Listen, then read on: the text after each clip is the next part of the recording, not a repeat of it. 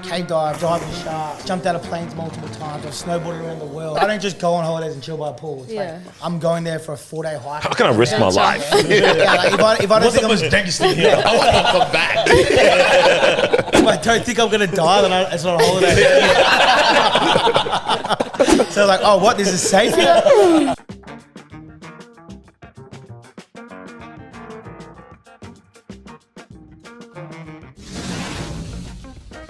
Yeah, Saturday we had our beach volleyball fundraiser, so super dope. We were contributing to Save the Children in like Palestine, Congo, Sudan, all that kind of stuff. But people came out and showed up and showed out, and they brought a game like to fully try and like compete and try to take home the dub and stuff like that. So it was a hectic day. We had like nearly 150 people, I think it was, that showed out for beach volleyball, man. Like I've never seen anyone throw it. Yeah.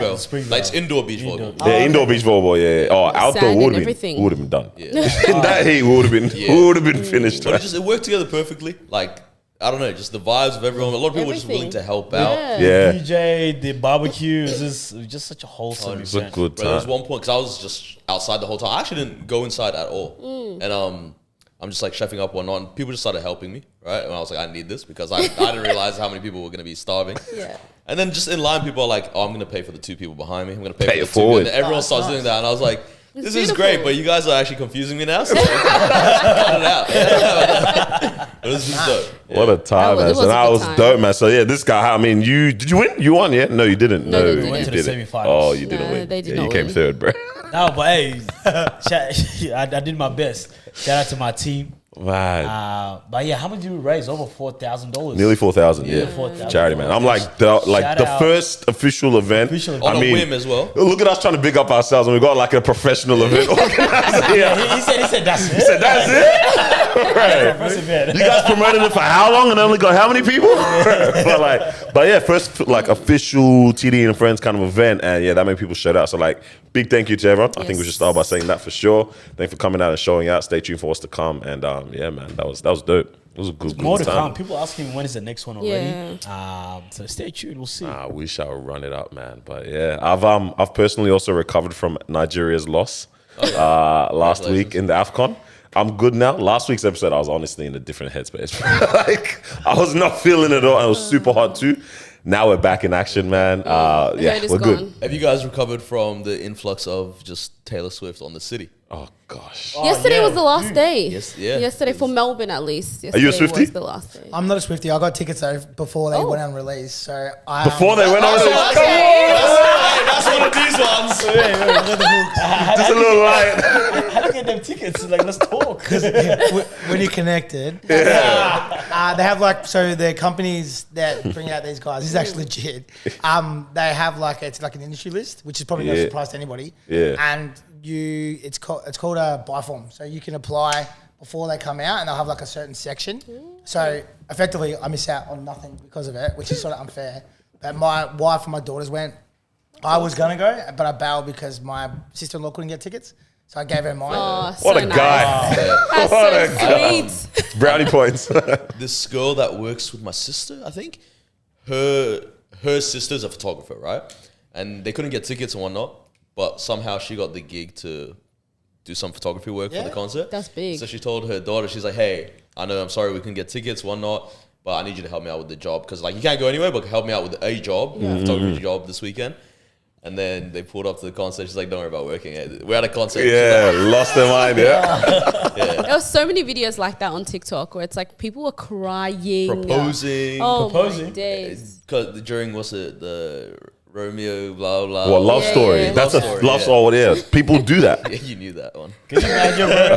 Everyone is around you like, And yeah, he's just trying to propose in you that. trying to propose. Goodness, man. People were actually going wild. Like I feel bad, but I was actually at Blink-182 on Tuesday. Yeah. And I was with a mate, and my mate's like, "Can you get tickets?" And I didn't know For that they were Blink-182? hard to get. No, for Taylor. Oh, yeah. So I like text one of my mates at Premier, which is the company that ran it, and then he hit me. He's like, "Yeah, I got 6." I was like, "Cool."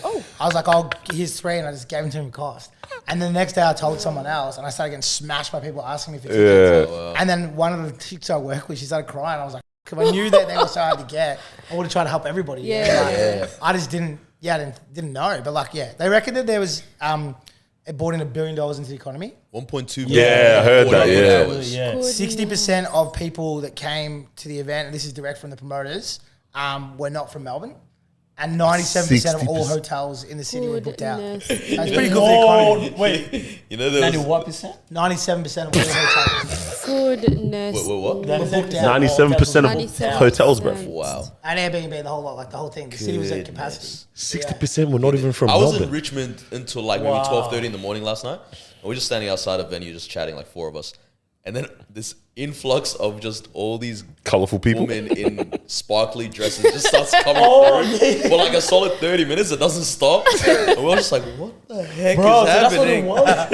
Oh man. Far out, man. What do we think about that hold that she's got on us, man? On the bro, people? she got Like, how It's could insane. one person amass such She goes like this. glory amongst people's minds? From your experience, why is that the case? I mean, I asked this myself, like, because I've never seen anybody that big ever. Like, Literally. So she's literally the biggest artist. So to give you guys perspective, it's like Ed Sheeran broke the record last time he was here with 2 MCGs. Yeah. She smacked it by another, and she could have done 2 more. Yeah, like, yeah, so, yeah, Literally, so she she's could've, not yeah. just like a little bit bigger than everybody else. She's like humongously big. And I was talking to people, and I'm like, I don't get it. Like, I actually am not into music really. Like, but I like pop music. Like, I love like Justin Bieber, I love, Justin Timberlake. So it's like I'm like anti-pop, but I think she's. don't That's understand what it exactly is. how I feel. But I think from what people were saying to me is like she looks like someone who could just live next door to you. Yeah, like so it's almost like people feel as though like that could be me, I could be her. Yeah. I can actually see that. I can understand why they would say Yeah. that. Yeah. But I don't know, maybe I'm wrong. I don't understand it. But good on her. It's awesome. Honestly. That's the thing. All right, so because I have that feeling where I'm like, I don't get it. The songwriting's not that impressive. The performance is not that impressive. But then I can't take away from the fact that it's like, you can go to a city so far from your home and bring 300,000 people out. That is like, that's not a fluke. From all over the world, people literally fly. All Yeah. over the Yeah. world. There was this video of like a flight from, I think it was Brisbane to Melbourne, and everyone's just singing their songs. And whatnot. So someone was like, can you imagine you're trying to fly to your like grandma's funeral or something? Everyone around you's Everyone's doing You singing. Romeo, yeah. Come on, man. That's not what I want to hear on the plane right now, man. Goodness me, man. Yeah, it's mad. I mean, I could assume that this is what Michael Jackson and Not even. Yeah, I don't know. I think Close to. Come on, Michael Jackson Super Bowl halftime show stood there People keep for saying like to 3 me, minutes silent. No, now people just keep saying like, oh, Michael Jackson, but it's like, it's like numbers are the statistic. No one gets Yeah. close to it. Yeah. So she's like, she's like once in a lifetime, probably like once in a lifetime. Yeah, I don't think anyone that can come close anymore. Yeah, so she's Yeah. humongous. Like, it's even the promoters who run the show. Like, they would basically make no money. Like, it's just to be able to Okay. do that. So the Right. guys who run it in Australia, they probably get. I'm guessing here, but traditionally for like a show, an artist that big, they'll get like 10%. Yeah. Of after costs, so Yeah, like the yeah. profit. For this, they might get 3 or less because she's so big. Which is more than the 10%. But she's so big that she doesn't need anybody's help. So they're Yeah. going to facilitate. Yeah. But second Brings to her own that, crew. second to that, that mailing list of 300,000 people is worth probably millions. All right. So it's like I would do it for free just for that mailing list. Yeah, the network is unreal. We went to 50 Cent together, me and Carlos, and Same. Not with you guys, but Yeah. too. we could have. But one thing there, I was like, man, it's so crazy seeing this guy. Every city that he went to, they clearly got local printers to print the merch. Yeah, they do. Yeah. And I was like, that in itself is like insane. Where I'm like forget him. Like, all right, this is a 20-year album, all this stuff, blah, blah, blah, cool. But it's like the fact that you're talking to all these local suppliers to get merch done just for this show, and then in the next city we're doing this, and I'm like, there's so much cost at every single level. Yeah. But then also so much money comes into the local economy that when as these well, superstars yeah. come around. I was like, man, like what does this stuff really cost? And then I was like, you're the good guest to have this week for this. Like something like this, right? An MCG show, 3 of them. What is the cost for that? I mean, between security. Like, and pause there because Carlos and I, after like all these Afrobeats artists and stuff started coming to Melbourne, like we were driving somewhere. I think we were driving to one of the concerts one day. The cost was like, Yeah, we're on our way to one of the concerts doing media or whatever one day, and we're just sitting in the car talking to each other like, all right, bro, clearly this is doable.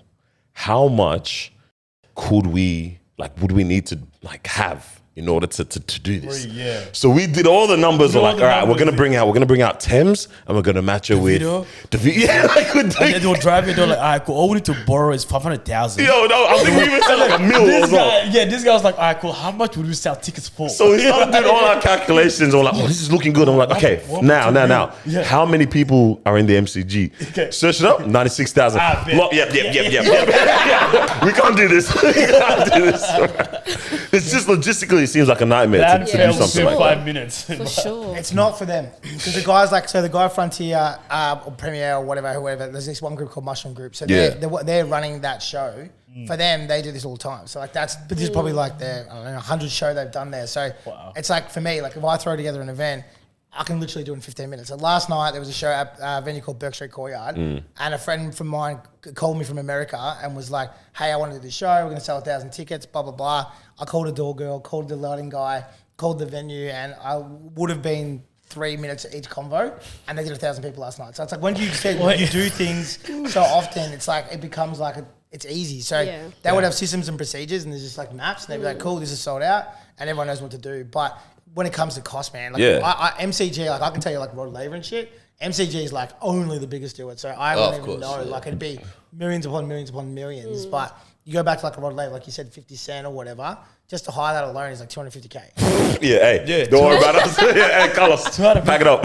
Hey, Casa del Pan. Cancel Your place. loan needs to be bigger. I actually looked years ago doing Burna Boy at and at the time it was They're 70. never gonna let that guy in. Yeah, I know. Wow. Well, this is 70K USD, and I was talking to a dude from England, and I was trying to work it out with a bunch of different promoters, and we were working what we could do and how we could do it. Yeah. But then we kind of got the warning that even if he could come in, he probably won't come. So we were basically told that there was like a kind of scam going on at the time where there's a lot of people who pretend to be their agent. So if you give them the money, they'll take it. Stop. Yeah, so and then there's this thing called escrow. So we sort of went going down the process. So it's called escrow where they hold the money where they land. So I went down and looked at that, and then when I went back, so it was like, I don't know, 8 months later, it was kind of near COVID, so it must have been 2019, 2018. I went back and they're like, oh, no, it's 125K now. That is bounced up. His price keeps going up. Oh, yeah, he'd be worth $250,000 plus now, like easy. If not, but insane. I don't think, as sad as it sounds, I don't think he'll ever play here. Yeah. Because he doesn't when we were having the combos with him, he wasn't really that interested in coming to Australia. Yeah. Yeah. Because he was meant to do Promised Land as well. Yeah, and he pulled out, but again, it was just like didn't want to come. Yeah, like it wasn't like he was. There was what I don't know. Maybe there was. Maybe I don't know. Maybe I'm talking out of school, but it's like from mine, a lot of artists, especially from America, UK, whatever, because they can make so much money in the Trip's UK. not worth it. It's not. So I got to fly 26 hours to come to Australia to get paid what they get paid there. The dollar shitter. Yeah. Then they got to stay for 2 forgot weeks about that. because our cities aren't busy enough to do week to week to week to week. Yeah. So they can go to America and do a show every single night and get paid the On a exact same amount Wednesday. of money. On a Wednesday. On Yeah. a Wednesday, whatever. So for them to come here and do to do like a show or a tour, it's just like for them, Not they've got to worth it. want to. They've got to want to go. Like, and a lot of the time, that's why you see so many R&B and hip hop artists pull out because they'll get a better offer. Like they'll just be like someone will private party or whatever. They'll just offer them the same literally. amount of money, and they're like, don't have to fly to Australia. Don't have to go see those guys. That's true. Yeah. They probably don't even know where Australia is or care. Like, because we're like a blip on the map, right? Canberra, Melbourne, and that. Yeah, they don't care about us. So do you reckon a lot of them lit the narrative that, oh, I wasn't lit into the country run, just instead of saying, oh, I actually don't want to go? No, not really. Okay. Like most of the time when they bail without an excuse, they'll blame like a promoter or fee or whatever. They'll start to be difficult on purpose. Yeah. But when they don't get let in because of legal reasons, but that's the thing, man. Like you talk like Heady One for argument's sake, or a lot of these guys, especially like in UK drill, they just can't come in. Like, they're never going to be able to come in because they've all got knife crimes. They've got, and then vice versa, same with America, like little baby and stuff. Like Australia's too strict. Like it's not going to happen. Maybe 10 years, decade, whatever, but.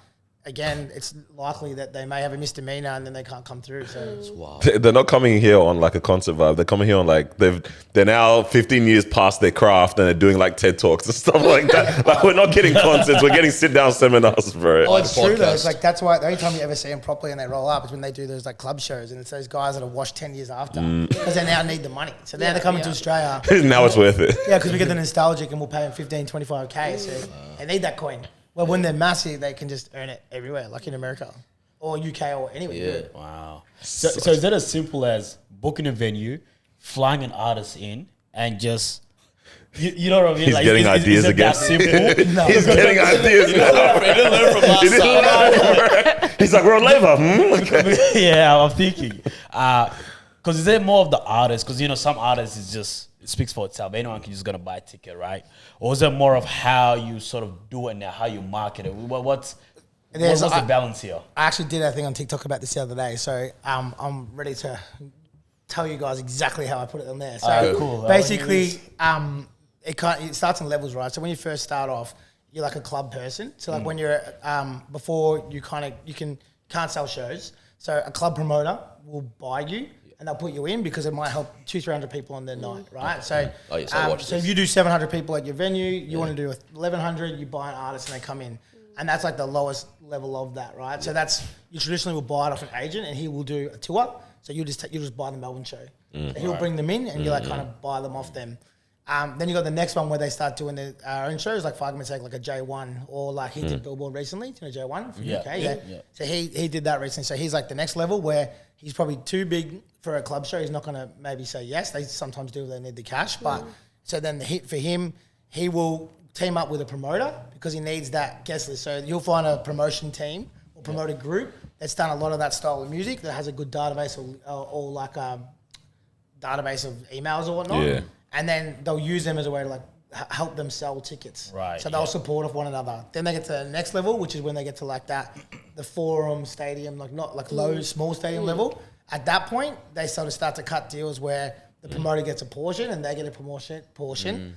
And they still need a little bit of help. Then when you get to stadium level, you effectively, you say, I'm coming, and then someone goes, okay, we'll facilitate it, and they fight, and they'll go 10%, 9%, 8%, 6%, 5%, we'll do whatever. So it turns the other way around. So like you're coming, no matter what it's selling, you're just finding someone from Australia to facilitate it. Okay. And then people will fight for that deal, and then they'll land it.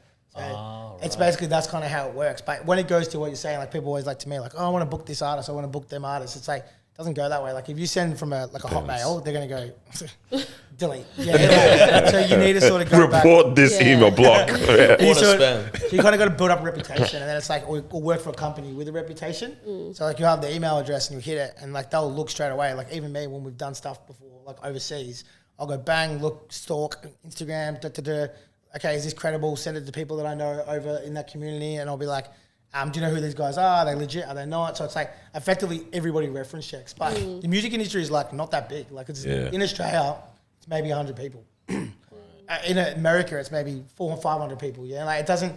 It's so common that you'll know someone. Like you'll go overseas, you're like, oh, yeah, I know that guy. Or that there's only so many managers that can be out there. There's just not. It's just there's just not that many. Like that's, and it's they'll normally. They might work with an artist and then another artist blows up and you end up working with that guy again. So it's a very small industry. So you've got to build a reputation within it. And it's hard when you're first starting off because when you're first starting off, it's like, well, how am I going to build that reputation? And that's when you've got to take heaps and heaps of risk because, and then once you get that name out there, you can sort of start to email people randomly and ask if they want to do the MCG. Yeah. Is there any artists you've worked with? You're like, I'll never work with you again. I don't think you can do that. He said, "Where's the wires, bro?" You can tell us off camera if you want. So the answer is yes. Nah, not really. Like, because it's kind of fleeting. If that makes sense. So, you got guys that are like sometimes difficult, but effectively, like legit, they will walk in. It's not as fancy as you think. Because I'll be like, oh, I met like Sean Kingston, Little Bow. Well, I've met this person. I met that person. They're really bad examples. Sorry, guys, but that was such a fun example for 2008. But it's like for argument's sake, like Kid Leroy, like a venue that I was worked with did something there, and it was he walked in and I saw him from there, and then he performed, and then he went straight back out the door. And so like you don't. It's not like you're hanging out with them like, oh, what's going on, bro? Like, not how's the show been? Yeah. So it's effectively just a business deal. Half the time they'll come in, you sort of keep giving them the space. Of course. They eat their rider, they do whatever. You walk in, hey guys, you're going to be ready in 5. They come back out, they perform, they leave. So you don't really get a chance, as bad as it sounds. Like when they're bigger, you don't really get a chance to be offended by them. Of course. Oh, yeah. And even when they do festivals, like I was at a festival where they did Snoop Dogg, and I had all artists pay, like 8 AAAs. and they just shut the stages down, so you can't go out. Yeah. wow. I actually had one who's funny, Tiny Temper. He's from back. Carlos that's his go. Carlos' hero. That's his hero. My pastor used to be a tiny temper. He was good back then. I met like I was at this festival and I met a guy called Skrillex, and then I was like a little bit pissed. Yeah? Yeah, I was a little bit pissed, and he was super nice. I was like, oh sweet. And then I saw Tiny Temper. I'm like, yo, Tony. I was like, can we get a photo? And the security guard just goes, boom. Oh, Fuck jeez. off. Sorry. And I was like, okay. Yeah, he was I think not I'm happy to sober see now. me. Yeah. Yeah, so like other than that, but it's like I've had people crack it, like Sean Kingston. That's why I used that example, bad one before. But the mic was not working properly. Yeah, So he yeah. did 2 songs. He's like, I'm not Oh, doing jeez. this, which is fair enough. Like it's like I get it. You know, like, Yeah. So and I didn't crack it. It was just like That's it was our the mistake. nature of that, And yeah. people cracked it last, but it You is wear what the it cost is. for that. Yeah. That's like what happened with Lauryn Hill. Lauren, I was gonna say that's the Lauryn Hill She was moment. performing. She performed the whole time, but you could just tell on her face she's She yelling always at does someone. that. She was yelling at someone into the mic, like, "What's Look going all on?" of these ones, man. I'm Yeah. like, I know someone's getting cooked after that, right? Yeah. Someone go fire. What's the weirdest rider you've ever seen from an artist? Like the strangest one I've probably ever seen was, it's more like you always get random weird ones, right? But I don't feel them. Like I'm like the worst with not feeling them. So guys I work with would feel them, but I'd always be like, I'm not doing that. So I just message the person and be like, what do they actually want to drink? Yeah. Because there'll be all this wild stuff on it. But the biggest one I'd say is like if we deal with like hip hop, R&B, it's always Nando's. So like they always want Nando's. And Love that. It's not good for the brand. But it's legit. What's going on here? It's always Nando's. Like, and then and then I've seen like a guy who's basically like a late night DJ, and we booked him for like 3, 4 a.m. And he asked for a sushi platter on his rider. And I'm like, Goodness there's no gracious. way that this guy wants this. So I gave him all the alcohol, but I didn't give him the sushi platter. And when he got there, he's like, where's the sushi platter? Where's my I was like, sushi, dude, it's bro? fucking 3 o'clock in the morning, man. Like, what do you mean? Sushi, want a Nowhere sushi to get platter? it. That's hilarious. Man. I know you're a club owner. Before we dive into that, do you I was have gonna say, yeah, I got good questions, I but got let's jump questions into our about- top about three. the club Oh, owner, okay. but I know Yeah. as a segment, so we'll just. I was actually going to say one thing on Yeah. that one about the artist. So I saw Kanye West, and he was super difficult on stage. Oh, So no. I didn't deal with him, but I heard he was a nightmare. Nightmare, And he was yelling at his production team, like straight up yelling at them when on the stage. Look, that I'm not was surprised by that. every day. Every second Nobody's TikTok of surprised. the guy. This is your board. From what So- we know, I am not surprised by that at all. All right, cool. Explain the top 3, man. So our top 3 is every week we do this segment where I will give you a top 3 something, something, something, and you just literally list it in order. And we've got a leaderboard at the moment, but when we have a guest, it's not really leaderboard, it's just whoever wins. I mean, it still is. The guests are a conglomerate of their own. But it's also, if they win, then they win. They're champions Yes. for that. All right, so today's top 3 is... Use mine. You can share. Are you good? Oh, your pen. That's what I was trying to say, and then I'll find it. Yeah. Okay, cool. So today's top 3 is going to be something actually in alignment with what you do, and once again, we'll get into it later. But top 3 reasons people fight in clubs. So top 3 reasons people fight in clubs or get into brawls. And we're all putting the same. If the first one's not everyone's answer, then I don't know. And we're back. All right, so today's top 3 was top 3 reasons people fight in clubs. And who wants to kick us off with their answers? I'll go first, man. Why not? Let me just Tell get it out us there. what you got. What's the Not name proud for of it. Not today? proud of it. What's my name today? Couldn't think of a name, but it's just Welcome to Chiefs Lounge. I think that'll be a nice name for an event space. Nice. But number 1, people fight over the gals. You know what I I mean? thought that is number 1 too. That's number one.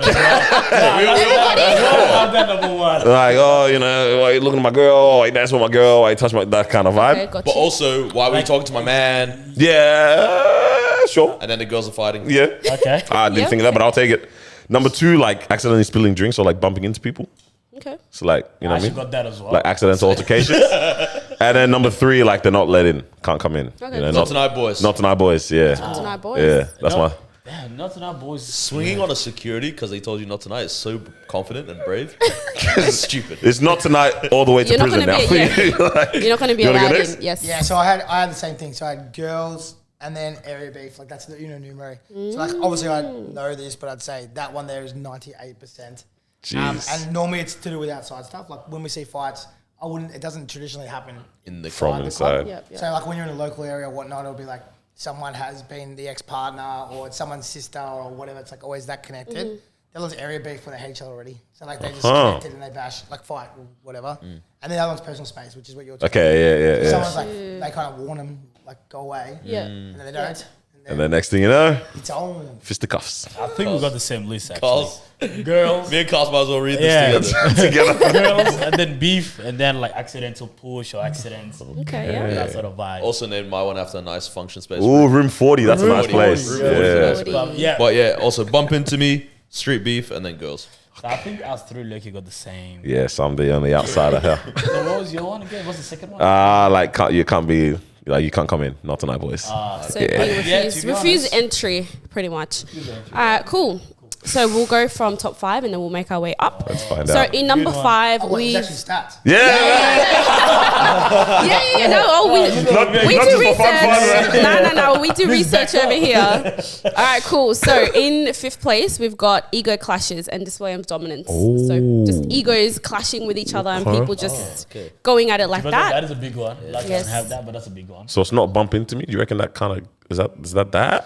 That's ego. I don't. We'll see think what comes so. out. All right, cool. I don't think so. All right, in number 4, we've got just, plain old misunderstanding or miscommunication. So it's loud, you're unable to like hear, or you misinterpret gestures and stuff like that. So just misunderstanding. Hey, bro, you look good. A bit- What you say to me? Right, you did peace sign based on this one. Nice shirt. What? That's crazy. All right, in number 3, we've got intoxication and impaired facts. judgment. That You're just literally- drunk and you're being silly, I was and thinking you of are that just too, honestly. But being an absolute menace. That literally makes sense. you know that's Oh, we thought I about that, think- but then we said that's not the reason. That's not the reason. Yeah, that's why I was like, I didn't think that. yeah, I didn't think it was that. Okay. Alrighty. 2. Yes. So in number 2, we've got jealousy and romantic rivalries. Okay. So girls. Girls. The girls, the guys, Now why you it's touching my different what the heck partner? Why you number one is. beefing with my partner type of vibes. Surely it's unsettled beef, number one. And then number 1, we've got what you said, personal space. So disputes over like, this is my space, leave, move, you're doing too much type of vibes. So yeah, I know. so what it's does that a bit- look like for you us guys here? all have All very I'm gonna say is we similar. all got the exact same list. us Yeah, three. you guys actually So I'm surprised it doesn't have external beef in there. Yeah. Yeah. yeah, extended beef Yeah. is a big one. what kind It's of probably, events are you looking it's into? probably, Kindergarten no, I parties? know. I was, But if they're doing it as a whole, yeah. I wonder how much that, I mean, probably does How still much pop off, but maybe like beef? in like, maybe other settings or typical Or culture. Or maybe that club, you takes know? place outside more, like outside of the club rather than inside. All of that aside, who the heck is the winner today, man? I know. I'm actually very. I think And we just give it to Danny. yeah, I think so. He takes it. Yeah. There we go. Okay. I would have never thought man. of those 3. Hell, man. Now, Carlos was about to lead into something. Thank you, Mom, for that. He's about to lead into something that I was also interested in as well. I was like, that lifestyle of like clubs and events, especially, yeah. And I mean, we're talking about these type of situations that even pop off most of the time in these settings. Like, why would you want to get involved in that space? Like, what leads you to? Me personally? Or Yeah, I mean, okay, you know what? Will be cool to hear. You personally, and then also maybe what you've seen other motivations for other people typically kind of getting for sure. involved and stuff like that. Yeah. Yeah. So a friend of mine told me this, which is probably the actual reason, but this is not the reason. So apparently people with ADHD, and I'm unfortunately one of those people that people think suffer with it, are attracted to loud noises and like lights and stuff. So everyone we work with is very eccentric. Like everyone's like relatively crazy, and they've all got similar personality traits. So it could be that. Like that's actually what it could be. But for me personally, and it's kind of a wild answer, but when I was younger, I was like working, partying, and then I sort of had finished school and I was doing marketing at Swinburne, and I was like, man, I fucking love partying, and school is really getting in the way of this. So then I quit school to party more. And then I was like, fuck, you know what else is getting in the way of this? Work. So then I figured out how to work in events. Just so make them together. mine was just like, I didn't want to not have fun. So I was like, the idea of like, at the time that was fun for me. And I was like, I don't want normal life to get in the way of me having fun. So that was my motivator. And music, because I've always been like massive in music. It's always been like an escape thing for me. I love Specific like, all genre? genres. I love all genres, man. Okay. Like there's not a genre I don't really like. And I was just into it. And then as I got into it more and more, I was so passionate. So I think that it was hard to beat me because I was like no matter what I did, I was like, I love this. I really believe in this music. I believe in whatever. Yeah. But I would say in my industry, you either work with like muso guys that are like dead set, in love with music, and that's like what motivates them. They're getting chills down their like arms every time a song comes on. Or you get the other guys who are just money guys. Yeah. So it's like it's one or the other. So I would say these days, to be honest, I reckon there's less music guys than there is money guys. And there's one in the middle I should mention. There's probably like ego guys too. Like the guy who wants to be the king of the guest list, like have all the hooks. Like, there's that guy too that just like is wants to be the guy. If that makes sense. So I guess they're the sort of the three motivators I'd say that make someone want to work in that space. And like for me, I like the fact that it never was the same. So like every time I go to work, I'd be like, I went to the same place.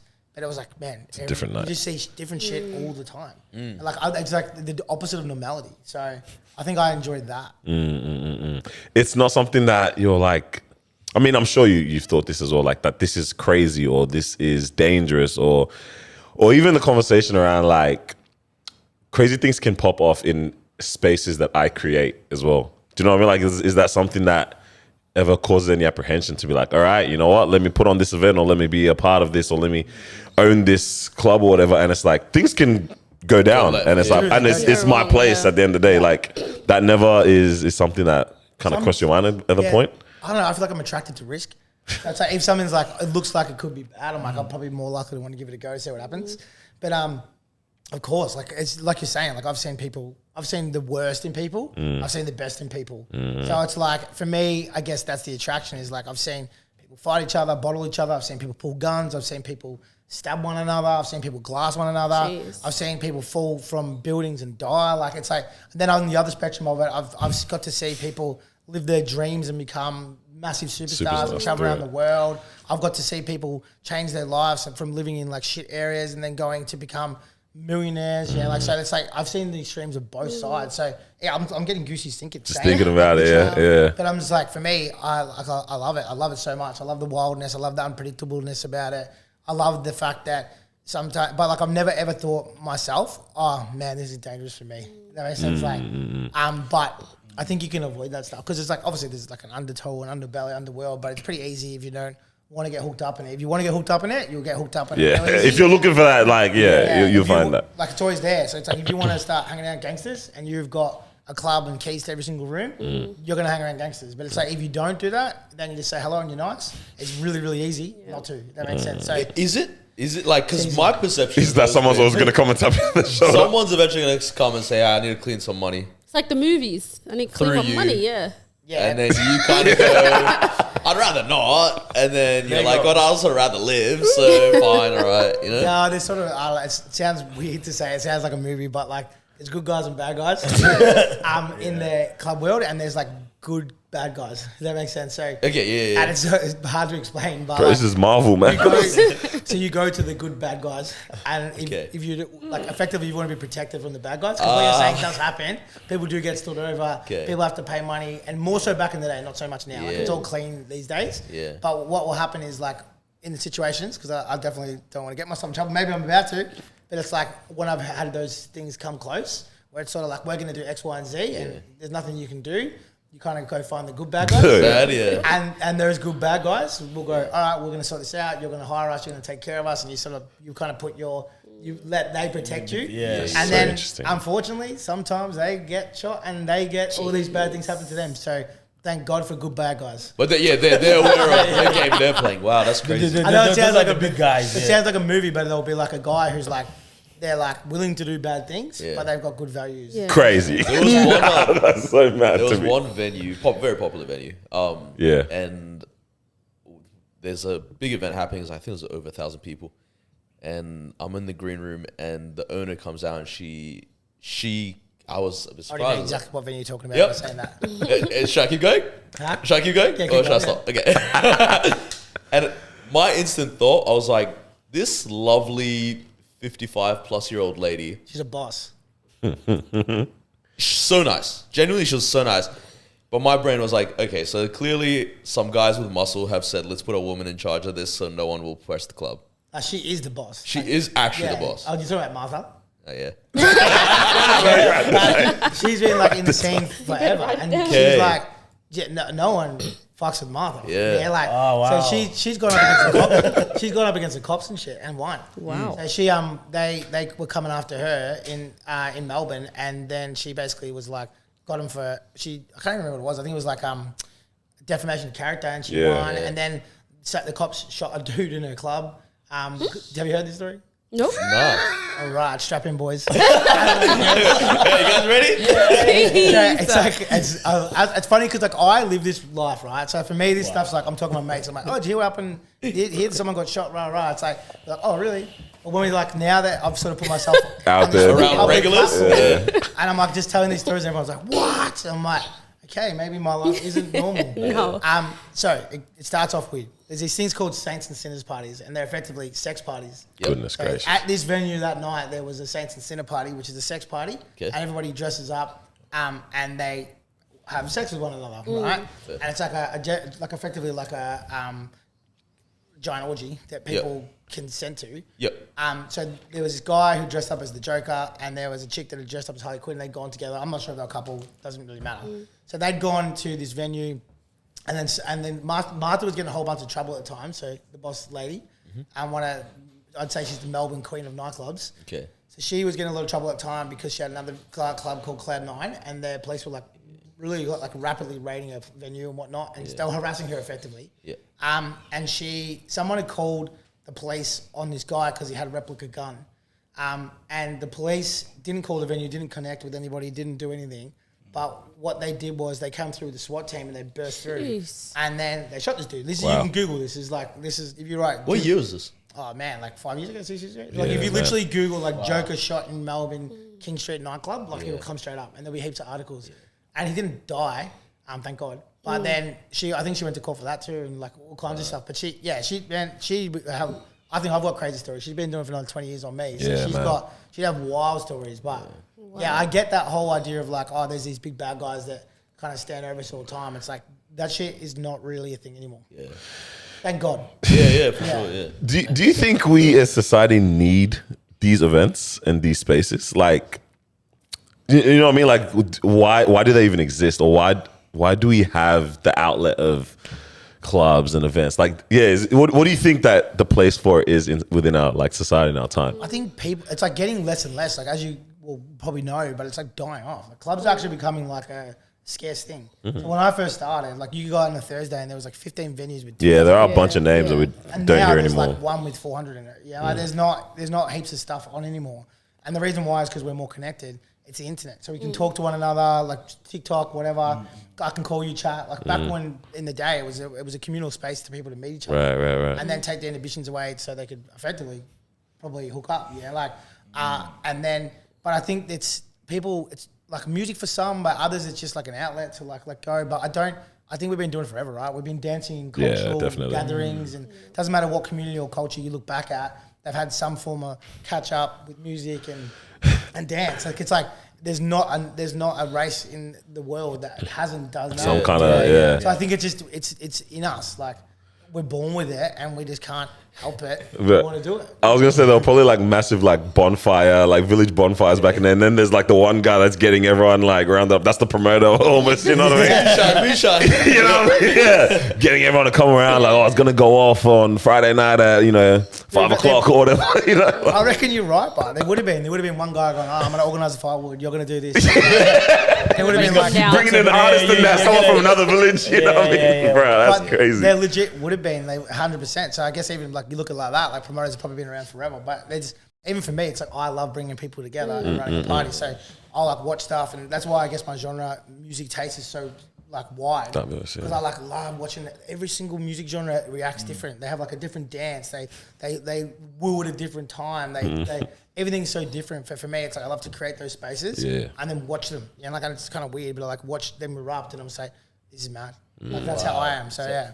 So when you were first starting off, what was the trend then and what is the trend now? So in terms of music, demographic, and what do you think there's been a change between now and then as well? I'd say when I first started, it was like, obviously it was, funnily enough, it was like old school R&B.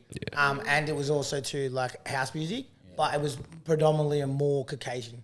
And then we had the only multicultural sort of clubs we had were like Asian clubs. Yeah. And I think that was just because it wasn't as multicultural 20 years ago. Yeah. Okay. And now the biggest change I would say is that there's like, again, the internet helps with this too, but there's so many vast types. Like there's you name it. Like there's Latin nights, Afrobeats nights. There's like there's house nights, fast techno nights. There's like you name a genre on Spotify, there's a night for it to go watch. So I would say the difference now is like diversity, but not in the sense of like cultural diversity. I mean like diversity from every single perspective. So like from music, culture, people, whatever, is like that's the difference. Whereas before it was like you went to a venue, they played the same 100 songs, and next venue did the exact same thing, same thing. It was like it wasn't much different. The fashion and shit was different. Like back then, like I remember when I first started going out, it was like fluoro. Like everyone was like, Goodness you gracious. Goodness Goodness and like gracious. headbands and stuff like that. And it was like that was I think they used to call it Metro. And we used to wear like rosary beads, which is kind of sacrilege. Nah, madness. With the V-neck t-shirts, right? Yeah, we used to have like pink V-neck t-shirts, and you could scratch them and they sniff, like smell them and stuff. And then Scratch we'd and have, sniff like, shirt. We wear tie-dyed flares and high tops, Nice. and I used to have like it was like a leopard skin thing that I used to wear around my head. Like, that was pretty wild. It was fun, but that was like super house music. So again, even then, that was like when that happened, it was sort of like when the LGBT community kind of started to merge with, I guess, the straight community in a sense, and that was like house music's boom, and that was like when I first started going out, and that was sick. Yeah. So it was like we were going to clubs that used to be gay nights that became that was sort of just like Nights. that became everyone nights. If that makes sense. Yeah. And that was, I guess, probably the beginning of it all kind of blowing out. But it's like, it's chopped and changed, but there's just not as many people. There used to be so many more people. Yeah. How old were you when you started doing events, your own events? 19, What was your first event called? fornicated. Goodness, yeah, he's lost it. We lost it. Fornicated, like past tense. Like, yeah. It's not gonna happen. And ripping it. And wearing it with pride at that time. Yeah, I had a Origins, like, of that why? Like, I just like the word. It's a nice it's- sounding word. Bro, yeah. Yeah. I don't know, man. It was so long ago. But I was like, I had a mate of mine. He took a photo. And he was like being like a puppet master. And then I like got stenciled and like spray painted on the photo. And then I took a photo of it and then like uploaded it online. And that was my flyer. And then I just kind of put together a bunch of DJs. And it was at a venue called Circus, which is still there actually, in just off Chapel Street. And I did, I think like 250 people or something. Wow. And I remember, because like I come from pretty humble beginnings, so like my family pretty poor. And I remember I made $2.5 grand, and I was like, I fucking made it. Like, I'm gonna retire off this. And somewhere there's a photo of me literally laying in it, and I was like, oh, this is it. And then I ran out of it and had to run another event. And that's what Don't talk to me while I'm busy fornicating. no, that event got massive though. I started doing like 1,600 people and shit to those Wow. events. Yeah. And that was back then. It was a style called Melbourne Bounce, which effectively was like, it's effectively like sort of offbeat bass drums that are like 128 with rap lyrics over the top. Like that was sort of what it was. Yeah. And it was not gonna lie, it was a very druggy type of music. Yeah. So the issues that we had there. What are some artists that like blew up spearheaded that genre? Yeah. There was a lot of guys who spearheaded it aren't the ones who were famous. Okay. So like the ones who spearheaded it were guys like Stevie Mick, Mike Metro, Heath Renata, orchestrated with the OG, Spacey Space. I don't think anyone will know then. But the guy who got the biggest from it was a guy called Will Sparks. Okay. And Joel Fletcher is another one. Okay. And they travelled the world, still do travel the world flat out. A guy called TJR and another guy called Tonic, but I think he changed his name. But there was a few dudes that were getting like, Serious still are bread getting off it, massive fees. And traveling around the world off the back. They changed now, but it was massive. But it kind of influenced a lot of other styles too. Like even like Afrojack, there was lots of people coming from America legit, and they were like hearing it, and then they were taking the influence to America. So even there was different variations of it, but a lot of it was like influenced. We were influenced by Dutch House, and then Melbourne made it, and then it went across the whole world. They were playing it everywhere, but then everyone sort of started to emulate it. That's the thing with Melbourne, man. Melbourne musically, culturally, like dance, music. That's not the first time that's happened. Like where there's been a genre or a dance that's blown up and gone around the world. Like when I say Sydney, maybe once, whereas in Melbourne it's happened like 4 or 5 times. Yeah. So Melbourne, like when it comes to culture, which I guess is what we're known for, right? But like music, dance, all that sort of stuff, it's like we do sometimes influence the world. Best city in the world. Place in the middle of nowhere. It's the best city in the world. That's a very interesting thing, though, in terms of being known for culture, right? Like, why do you think we struggle so much to capitalize off of that? Because that's such a rarity to find in a lot of places. At least, I mean, in Australia, Melbourne's primarily where you can find culture, and it's a hard thing to define as well. Like, what the heck is culture? What do we mean when we say that? But I think we all gauge and we know what we're thinking, right? So why is it so hard for us to then like turn that culture into something that can continue to be grown, or like a commodity that can be consumed by the rest of the world and all that kind of stuff. Like, because I feel like that's constantly a barrier for everyone in so many different spaces, whether it be events or music or creative arts or podcasting, whatever. We can't take what is so good about here and say, yo, rest of the world, tap into this as well. Like, what just to everyone as well, but like, why do we think it's so hard? I would say that I've been around long enough to know that doesn't happen. Sometimes we get flown on a platform and we get accepted for who we are and it blows up. So I've seen it happen multiple times, almost like a heartbeat in a sense. Like it just sort of goes in and out. So I would say you guys are a little bit younger than me, but like you'll see it. Yeah, like you'll see someone blow up from here in the next 10 years, in every sort of type of genre, because Melbourne is. Because it's cold, I think it forces us to be like more creative. And I always say about Melbourne, like, don't get me wrong, I love Melbourne. I'm Melbourne through and through.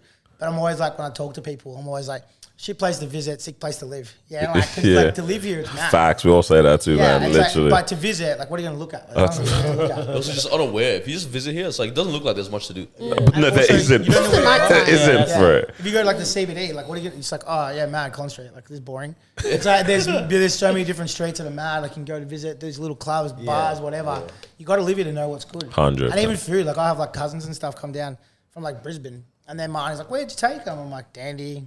Springvale, you want to take them to where the good eats are, good foods. But it's like I think it's impossible for people to understand unless they live here. And I know that like people are probably sick about hearing us say it all the time. It's like we're the best city in the world, probably.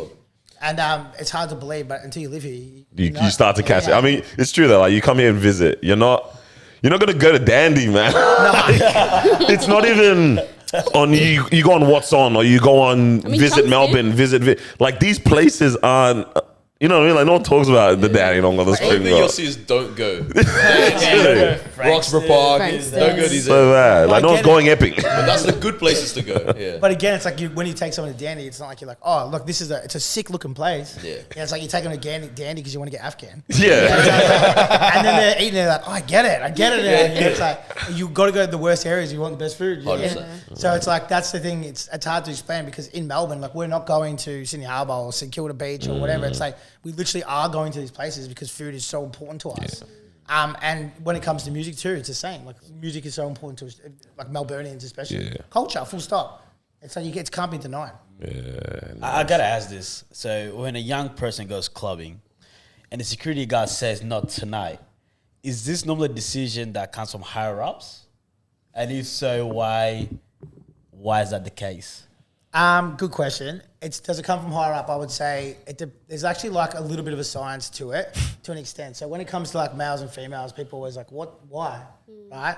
So the reason why is that there's too many males in there. People fight. Right. So it's like if effectively like the ratio is like 60 to 70% girls, I can guarantee you're not gonna have an issue. So it's not like we sit there and go to security, like sit down and go, make sure there's 70% girls. Like if that and they're out there doing maths. Awesome. If we're not quiet, we're like, don't worry about the ratio. But it's just like you have more trouble. And so this is another thing that's kind of weird, right? The less people you have in a venue, the more trouble you are likely to get. So if you normally do 700 and you have a night with 300, you'll have way more drama than if you have 700 people. Everyone's bored. I think there's more opportunity to make, they're not engaged, right? So that's where that comes from. Okay. The other stuff is probably predispositions. It's like they're sort of sitting there and there's probably there's no denying it. Like a guard's there and they just decided, we might have had trouble with, especially when you talk about races and stuff like that. It's from a guard perspective. Like a venue would never sit there and say, hey, we're not doing this, because that's not, it's super bad news. But from a perspective from security guards, you're kind of like aware.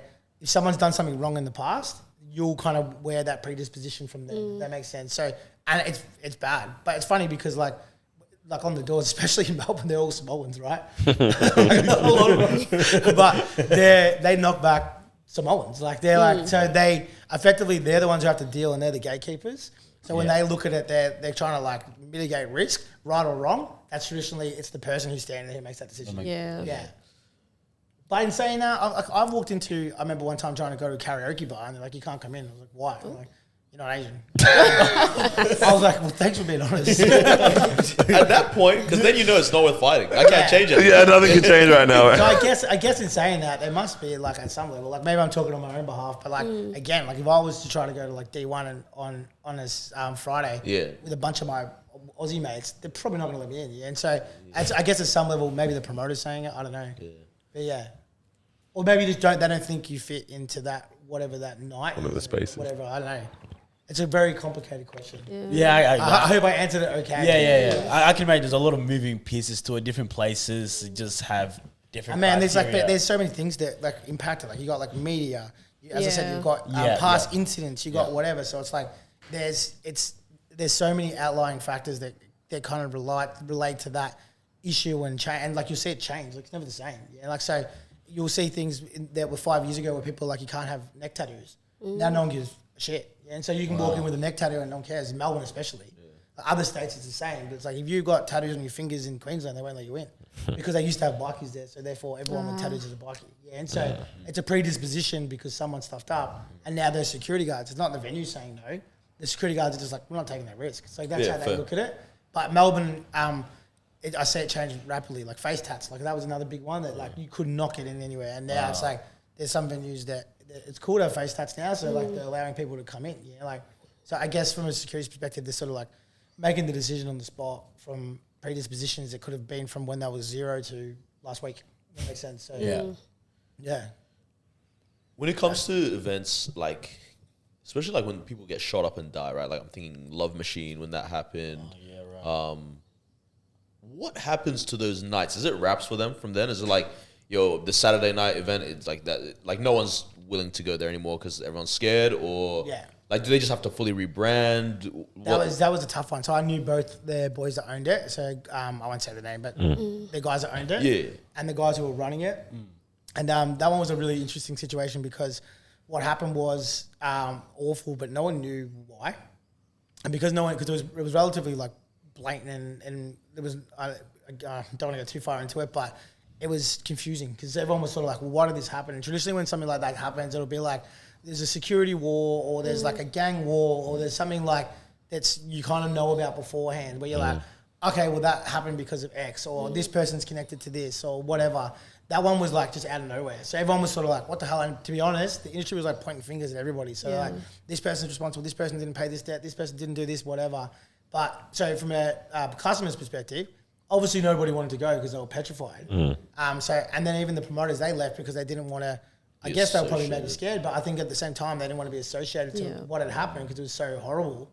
And then it sort of fell over, and they eventually did get it back going again over time. But even me, man, like I remember because I spanned out the front. Like most of my work's been done on King Street, which is obviously a famous nightclubbing district in Melbourne. But I remember when that happened, I was like, this, like I was standing out the front because I was like, what happened? Why?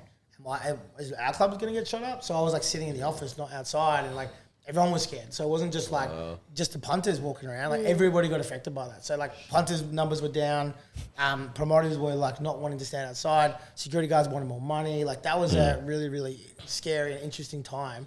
And then time just heals. 7 weeks time, they shut it down and everyone's just sort of like forgets and it goes back to normal again. Yeah, like obviously everyone remembers it, but it was like it's time forgets. But it does definitely shut down venues. Like when something like that happens, like be it a serious stabbing or a shooting or whatever, it 100% affects it and can completely shut places down. I've seen it multiple times. What happens behind the scenes? Like what do you guys normally do to try to recover for something like that? Or is it just more of like let's just shut it down and let's come back to it? Yeah, that's what I do. If I had that happen to me, I would keep it secret. So we had an incident where a guy pulled a gun onto security, and we just kept it hush hush. Yeah, because like we don't want people to know that happened because then they're going to be like, well, I don't want to go. So if I was to have an incident that like leaked out to the paper where it was bad like that, I would shut my venue down for like 8 weeks to 9 weeks, let it cool down, and then just sort of restart again with a new name probably. For real, I would. Yeah. And that's like I'm surprised I was going same location there. I mean, you see this rebrands constantly out. They all do that. Our friends have literally done that. I'm like, this is the same place, bro. And you're still the owner. No, you know, it's just a different name. There was one event.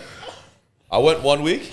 The next week they rebranded. Carls goes, "Oh, you should go. It's really good." I was like, "I swear it's the exact same place." Same place, different name. Madness, man. The owner still same office. So crazy. I was man. gonna say, would you then communicate with other club owners though to be like, hey, this is what happened. Look out for these type of people. Just like, do you guys have that type of culture amongst We do, yourselves? yeah. We're all friends. We all know each other. But it's like, again, we all kind of, it's almost like Chinese whispers, like we know. So there was like stuff happened years ago where the security guards were getting shot pretty regularly, but no one was dying. And whoever the group was That's a using it, they were bonus. using like pipe guns. So it's like, it was effectively like they were like shotgun pelleting. Yeah, guards. right. It wasn't like That's proper, mad. but it was still drive-by sort of style Yeah. stuff. And as that happened, I know this is crazy, but everyone wasn't really that scared because everyone kind of knew what was going on. Ah, okay, So yeah. it was sort of like, oh, what's happening here? And then everyone kind of knew, so everyone's like, okay, we'll just avoid that place and this place, because it's likely to happen there, because this is going on. And then eventually you kind of hear, hey, this has been sorted out. They've met and done whatever they have to do, and then you're like, oh, everything's sweet, yeah. And so it's like traditionally, I know it sounds wild, but we know what's sort of happening, and it's like, and that's why it's why I guess we're not involved in it. So I call what we do the grey zone.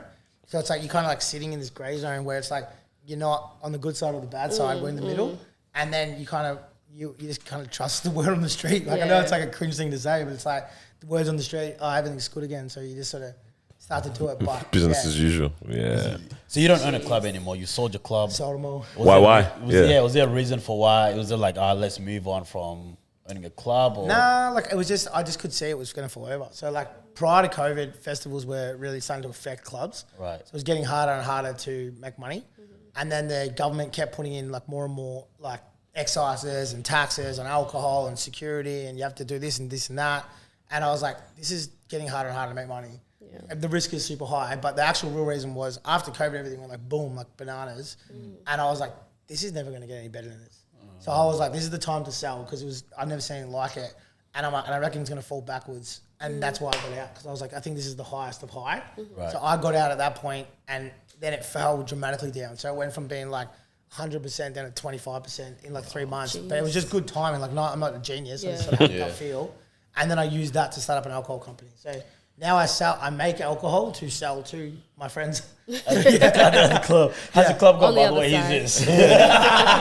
Yeah, that is the like. It's crazy. Like with all these club stories, like I genuinely forgot that that's the other side of what you really do now. Right, Like, the businessman whole now. drinks and all that kind of stuff.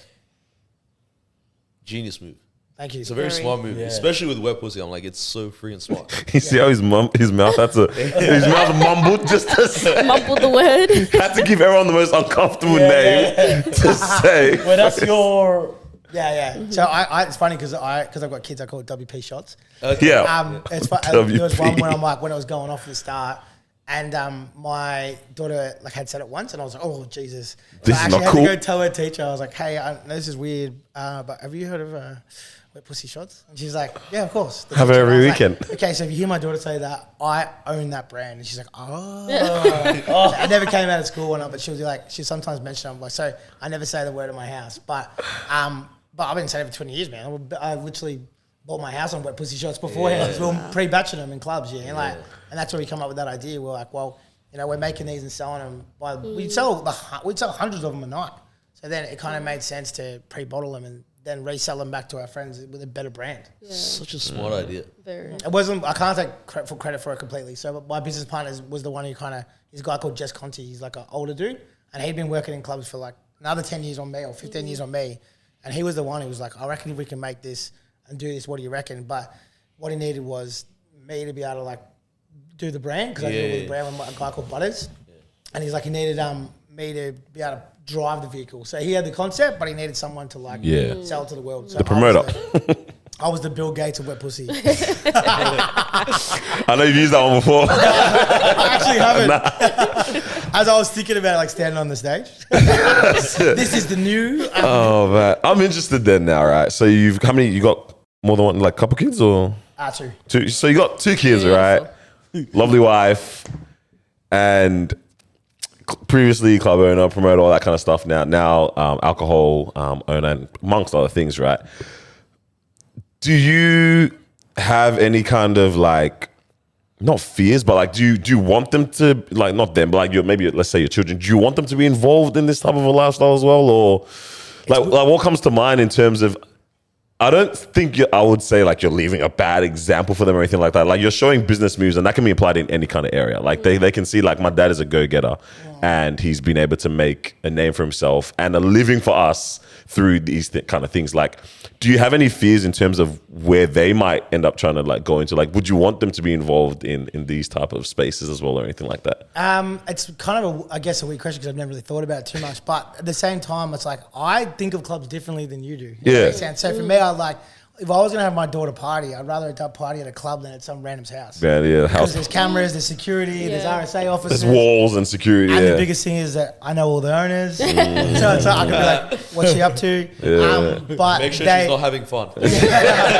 But so for me, it's like even schoolies do. Like I've done schoolies for 15 years. Everyone's like, "Would you send your daughter?" I'm like, "Yeah, it's chill." Like, it's super calm. Like it's like the idea is always more hectic than the actual reality. Would I want them running nightclubs? Probably not. Like they can be seedy for sure. But would I mind them going to nightclubs? No. Would I love them to work in music? 100%, man. There's nothing That's the dream, more. huh? Yeah, like if they're going to work in music or music management or I do a lot of that stuff too. But it's like they're the best memories of my whole entire life. Like I'd do it for free. I'd do it again. Like there's nothing that would ever stop me doing music. So for them, even now, like I run a festival, actually not far from where we are now. And last year, my daughters met Amy Shark, which I don't know if you guys know who that is. She's like one of the biggest pop stars in Australia. Right. So they got to meet her, and then they were sitting on side of stage watching her. Lost their 10,000 minds, people. yeah. I'm like, this is a life I've created for my children. Man. Like, and this is their normality. But I'm like, for them to go into do working like that, I would be so happy because it's given me so much happiness. For them to be working King Street till 5 a.m. like I did, nah. I don't want them doing that, but we'll see where it goes. At the same time, I just want to see them like prosper and be girl bosses. And some of the girls in my industry that we work with, dude, they're so powerful. So, like we've got these girls we work with called chaos dancers, and they're just hardcore hustlers. And I'm like, they literally dancers at a club, and then you'd probably look at it and go, I don't want my daughters doing that, but I see the other spectrum of it. It's like these girls are hardcore hustlers. They don't put up with any shit. They're like strong, independent women. If my daughters turned out like them, I'd be fucking stoked. Which is the weird, right? But I just think that I've got a different perspective than others. Sure. Definitely. Sure. That's true. Now they say whenever I've seen them, they just come in and they go as soon as their work's done. They're just bosses, those girls, bro. And then it's like I've literally sat in meetings before with like high profile club guys, and they're fighting over fees. And like Sophie's like, just straight up not listening to what they're saying. And then the guy's like, whatever. And I was like, I wouldn't even do that. It's so awkward. I'm like, oh my God. What's going on? Can you pass me the salt? Why would I pay you Can I this? get a WP. And then she gets it across the line because she's stubborn and she's like, she's a girl boss. Yeah. Like, so I rate that too. But you see that in our industry and that's cool to see. I was going to say, seeing your TikTok, you post a lot of like story times, a lot of videos, and you share quite a bit actually about your life and all of that. How'd you get into that, and why did you decide, let me start sharing with random people on TikTok? I feel like multiple reasons. The club stuff was sort of like by default, but like the actual personal stuff, I feel like I'm an open book, and like I've had a pretty like rough beginning to my life, and I sort of like had drug addict parents, and I sort of grew up in a really kind of bad home and whatnot. And I reckon when I was about 30 is when I decided I was like, I'm not going to keep that secret anymore. I had mental health problems and that sort of stuff. And I was like, because, you know, I've got through it now. And the way I look at it is like, it's worthless if I don't, it's worthless me going through all that shit if I'm not going to talk about it to help others. So if I'm like living the way I lived and there's some kid that's watching me now going, dude, like, you know, life's tough. Like, I hate where I live. I'm depressed. I'm whatever. And just hit him with the keep it pushing. They can hear me talk and I say this stuff. Like, you know, I had that too. Like, I had those doubts. I did whatever. And then it's like, for me, it's like, well, now all those bad things that happened to me are now worth it. That makes sense. And that's how I honestly feel. So that's why I've started to share. But the club stuff was my idea. So there's a girl that works for me, and she was like, I'm always just like rambling as I am right now. And I'm just always like, oh, yeah, this story. And she's like, man, you got to share these stories. And I'm like, does anyone care? They're very entertaining. They're very entertaining. And then she was like, just do 5 days. Her name's Chrissy. Shout out to Chrissy. And she's like, just do 5 days just talking to the camera. And I'm like, all right. So I did 3, and on the 4th day, I did like 450,000 views. And I was like, what the hell? And then now I go to them, so it's so weird because I like vibe check. I'm like, what's interesting? And they'll like tell me, they're like, okay, well, this will be interesting. I'm like, is that interesting? They're like, yeah. okay, what do you find on the floor after clubs? I'm like, oh, I'll do a video on that. That I was Yeah. literally just saying the cleaner story where he picked up the pingers and Oh, had yeah. them while he was cleaning. Lost That is such it. a good story. Yeah, fuck, man. I've got so many of them, but like everyone, like, people keep saying to me, like, you're gonna run out of stories. I'm like, no. No. You've got After heaps. 20 years, like, it Yeah. happens every weekend. Well, what's your favorite story? I know, I've got That's, too many. I was going to say, You that's have- a hard question. My favorite story is probably the one where I went to New Zealand, which I shared, and it's not favorite. It's just so wild. Yeah, like when I was in the club and the two bikie gangs like clashed, and I got stuck in the club, and then I was responsible for it because I was running the gig as the promoter. And then the cops were like, "This is your gig. You got to shut it down." And I'm like, "What the fuck do you want me to do?" Like, Yeah, with and two I bikie gangs. I literally had to Yeah. go walk down and talk to like the bosses of the bikers. It was like, "Can you please leave normally?" And it was a wild situation, but I won't spread into it. But that's one of my favorite because it's just like it doesn't sound real. It sounds like a movie. Yeah. Yeah. And there's other like adaptations to that, but there's so many, man. I'll sit with my club guys and we just like go back and forth, tell stories, which is what you're seeing now on TikTok. And I'm like, let's laugh. But the Pinger one is pretty funny. The guy was so funny when he was off his nut. I was like, Johnny, I didn't say take it now. Oh, damn it, I didn't hear that part. I like what you're saying about just running back a little bit in terms of like all the things that you've been through. It makes it worth it when you're able to, like being able to share it to someone else, because now it either encourages them that they're not alone through it, or that there is an out and like a positive outcome from all these kind of things. Because like yesterday, and it kind of really inspired me as well. Yesterday we were in church, and then these guys came up and they're talking about like this like recovery. Rehab program. Rehab program that they've been through and all that kind of stuff. Like one guy's like, yeah, I had a horrible relationship with my parents, kind of stuff. My horrible relationship with my wife, whatever. My kids were this, my kids were that. I had depression, and like all these things. And like, and here I am now, 24 months later, 12 months later, being able to talk in front of like all you guys, sharing my story and whatnot. It's like the automatic response is to pretty much just give that back into literally the next person or the next group of people, because you as someone that's been through something wouldn't want to see anyone go through it. And then you're right, like having gone through all that, like what's the point if you actually can't bring anything good out of it, or like transform another life through it and stuff You like keep it that. secret. I feel like that's half the issue, right? Yeah. It's like back when I was younger, it's like having anxiety, or like you're talking about, I went to a mental hospital. Again, which I talk about on TikTok. But there's I'm like, people are like, oh man, I can't believe you talked about that. But it's like I did, and so did heaps of other people. Yeah. And I'm sweet. And so it's like, why would I not talk about that? Like, especially for men, dude. Keeping stuff secret is just like, it's the number one problem. Like suicide is what is the worst thing for us. It's like the more we talk, the more we hug, the more we be human as men. Yeah, like the better we're gonna progress and be. Yeah. So I don't know. I just feel like keeping secrets or telling lies or doing all of that sort of stuff just isn't doing any good for humanity. That's my opinion. So that's why I'm so open. Like I'm a full open book. I was gonna say, what was that beginning moment? I think you mentioned like early 30s kind of thing. Like, what was there any kind of moment that's like, yo, yeah, okay, Yeah, I got the black dog. So I was like, would you guys know what that term is? Black Dog. I know Black Dog Institute. No, What, so is the it black dog is related? like what? It's like a term for depression. Right. And Oh, yeah. That's why the Black Dog Yeah. Institute. Yeah. So I basically had a night out, and then I woke up and I was just felt miserable, like you do sometimes after like a big night, and then it didn't go away for 3 months. And I was like, every day I wake up and I was like, this is horrible. And it was, don't know, obviously it was a chemical imbalance or something.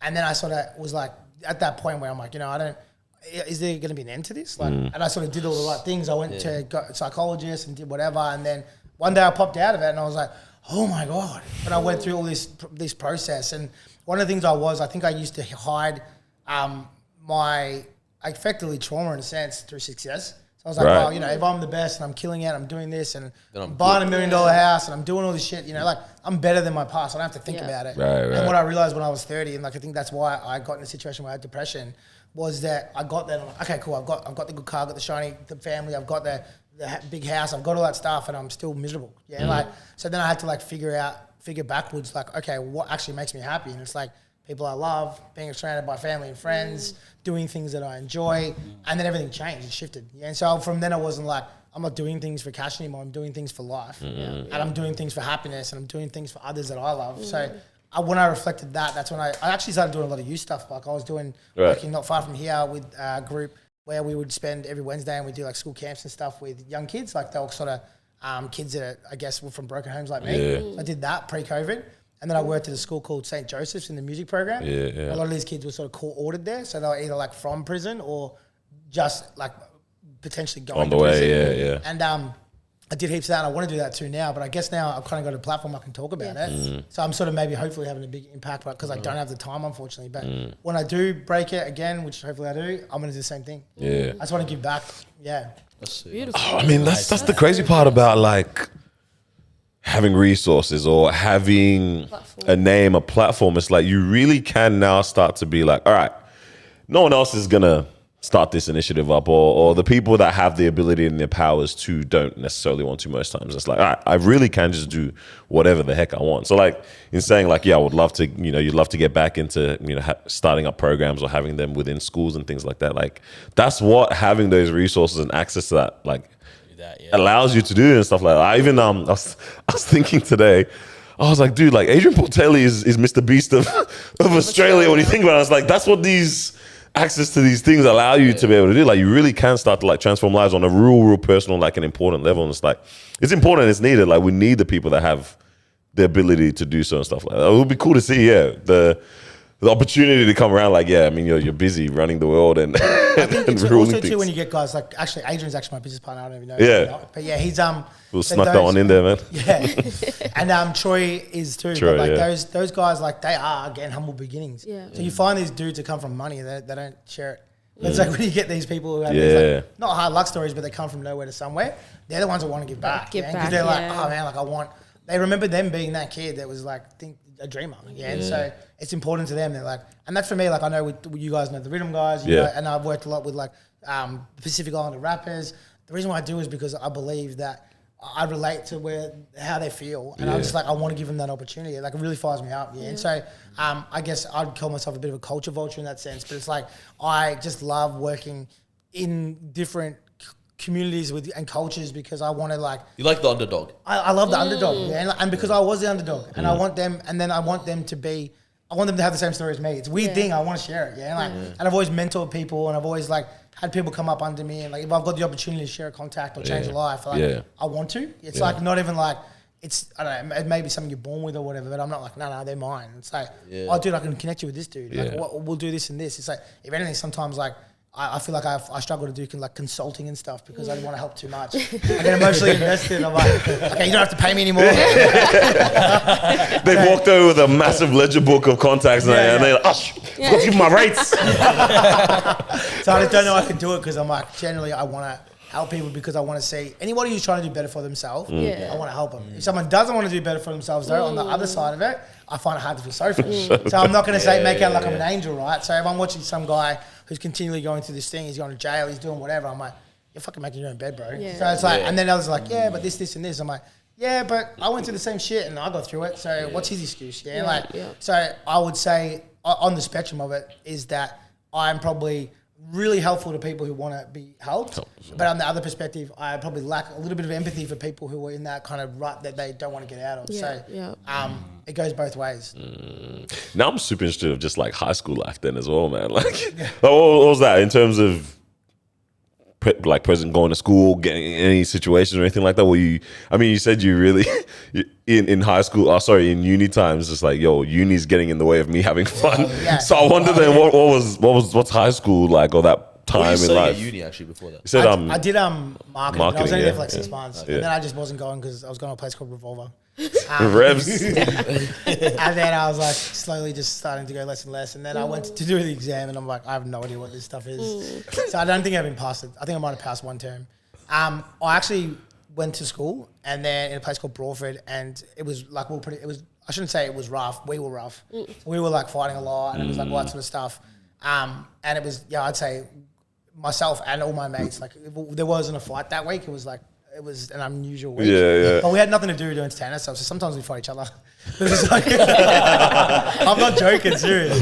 And then I got expelled because of that, obviously. Yeah, right. And then I didn't do much for a while, and then that's how I ended up moving to the city because of that. So it kind of ended up being like the worst thing that could have happened to me at the time. I was like, fuck, like got expelled from school. Like at the time I was smoking some marijuana. I was like, I'm a dropkick. And then my parents were like, I was just being obnoxious, getting in trouble by the police, all that sort of stuff. Like the list goes, I don't want to convict myself and go to jail for stuff that I did. But I was getting worse and worse. And then my parents were like, you got to move. And then I moved down to an auntie and uncle's at the time. And then that's when I really sort of saw normality, and I'm like, oh, what's that? Right, And I was right. like, I want that. I want to live like Yeah, that. yeah. And then I went to work, and I was like, this is not for me again. And then I was like, what's the easiest option here to get back into school? And my family found a loophole that could get me back into school, so I went to school in Glennie up the road. Yeah. And then finished at 12, still got in a little bit of trouble, but more so outside of school. So I was sort of, at that time in the city, as you guys know, was more like, it was different. It was like area beef and shit. In the country, you don't really have that. It's like you just kind of fight with people in your town. Yeah. So I got heavily involved in that stuff because I guess, again, just a simple mind, and I was just trying to entertain myself and show off to my mates and whatnot. Yeah. And then kind of got myself back in that same sort of rut, like where I was looking at going down the wrong way. And then I was just like, it got to a point where I was like, fuck this. You know, like, I don't want to live like this because I was having friends go to jail. I had a couple of friends get stabbed, shit like that. And I was just like, this is not how I want to live my life. You know, like, and even still to this day, man, like a lot of guys I grew up with either went to jail or they're super successful. It's one or the other, yeah. Right. Like, and then I met my wife, which I was lucky, and she was super normal. She sort of took me in and taught me how to be normal. Yeah. So, Let's start this kid all over again. You know? But at the same time, she knows that I'm not like I need, and that's why I guess I'm always like flying places. I'm doing this. I live a pretty extreme life. So come home and that's my normal. Yeah, it's like my cozy blanket. Yeah. And then my wife's sort of like, okay, it's been 8 days. You're like walking around the house, like go be free like a dove. You know, and I fly and I do a couple laps and come back home. Stretch the wings and that. How old were you when you met your wife? 19. Wow, right. Oh. When did you get married? When I was like 27, I think. Wow, yeah. Now. Yeah, wow. Yeah. Well, 10 years. I've been with her forever. That's what I mean. Like, it's for me, it's like I call like in a good way, not a bad way, but like my anchor. Yeah. So I'm like a boat that's floating aimlessly in the ocean. She just sort of like pulls me back a bit. Yeah. And to be fair, fuck man, I reckon I would have done something like I either would have gone to jail or I would have lived in Brazil and like done something wild. Like, and even now, like sometimes that's why she sort of always encourages me to go do something because I start to get like itchy feet. But if I get bored, I'll be like the most erratic things. I'm like, let's sell our house. Yeah, I was gonna say, let's sell our house. Let's start a bar in Europe. Every time we go on holiday somewhere, I'm like, I've looked at the house prices. We're gonna move here. I'm gonna start up with this. Like, so she kind of like allows me to do it and get the energy out and come back. Is she was she also involved in the nightlife space and all that? Nah, Not at all. It's like full polar opposites. Like my wife. So I grew up like rough, sort of like fighting, whatnot. I don't think my wife ever saw a fight. She went to a private school and she grew up in a good area. Complete opposites. Her mum was like a principal and like. And I was like, so we couldn't have been more different. And it's like even still, so throughout the 20s was sort of like that, and then now it's kind of like it's different, but. Still, like we can't watch the same TV shows. We can't share a radio. Netflix accounts. Like, everything about us is so different. Yeah. She's like, Comedy can you not call you and romance. drink that? Oh, man. But it works. I don't know how. Yeah. That's so beautiful amazing. though. It's Yeah, so it's like beautiful yin and yang that sort of vibe. she was with you because from 19 to like 30, those were prime years. A lot was going on during that, but the fact that she was able to, stick by you, and of course you two as well. You guys both stood by each other through it all. Like it's rare to see that now. It's rare to see man, for someone real. really stick by you, All the even way through the through, downs. Like the downs, they were still there. Because I feel like a lot of people, maybe nowadays, really, I don't say weaponize, but like use those downs as opportunities to like dip out or like give up on things. And it's like it's really tough to find and hear about people that are like, nah, that's actually when we got stronger, or like that's when we really understood what this is about, kind of thing. Like, that's a rarity now. It's just so wild, man. That's very interesting. It makes you think the importance of having a good person, a good partner in your life. Totally, dude. It actually changes your life. I got a friend, not exactly my friend, but like a family friend, young Donnie. You know what I mean? Like 20. And this guy's going the wrong way. I was a bit worried. I was like, okay, let me chat to this guy, chat to him. No one could stop him. He finds a really good girl. All of a sudden, everything changed. Everything changed. Going gym, just stays at home, hangs out with her. They travel together. I was just like, bro, having a really good person in your life really actually can actually save someone from either going to jail or from doing this. Totally, dude. Like, and for me, that was definitely the case. Like, say, without her, it's like, where do I go? I don't think I could be successful. Like, because I was too erratic and too crazy.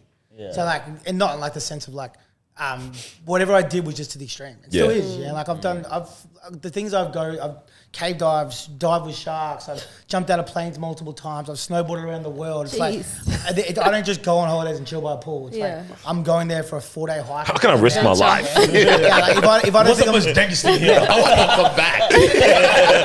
if I don't think I'm gonna die, then it's not a holiday. So like, oh, what? This is safe here? That sounds Love it. boring. But, and it's just so we have like a rule when we go away. So it's just like you can have one day normal, one Have a day balance. crazy. Yeah. Bro, that be the so one day doing this, one day Sitting by the pool. massage. There's funny because sometimes there's 2 times I've taken like hikes. One was like in Vietnam on the border of China, and then another one was through Vanuatu.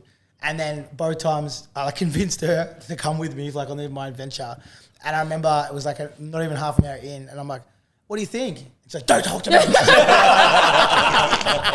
And she's like, would not talk to me. That's so funny. Even now, I'm like, it was fun though. She won't admit it. Yeah, 100%. Nah, she had a good 100%. time. She had a good time. gosh. She doesn't know what to say it. Yeah. How are you balancing everything like that then now? Even with because business is booming as well, and it's very, very busy, and you have a lot of different ventures too. Like what's the average week, average day kind of This is look gonna like? blow your mind because I told someone the other day and they're like, "What the hell?" But I actually DJ in a mass duo, so I travel a lot. It's like last year I went to Taiwan, Singapore, New Zealand. Goodness gracious.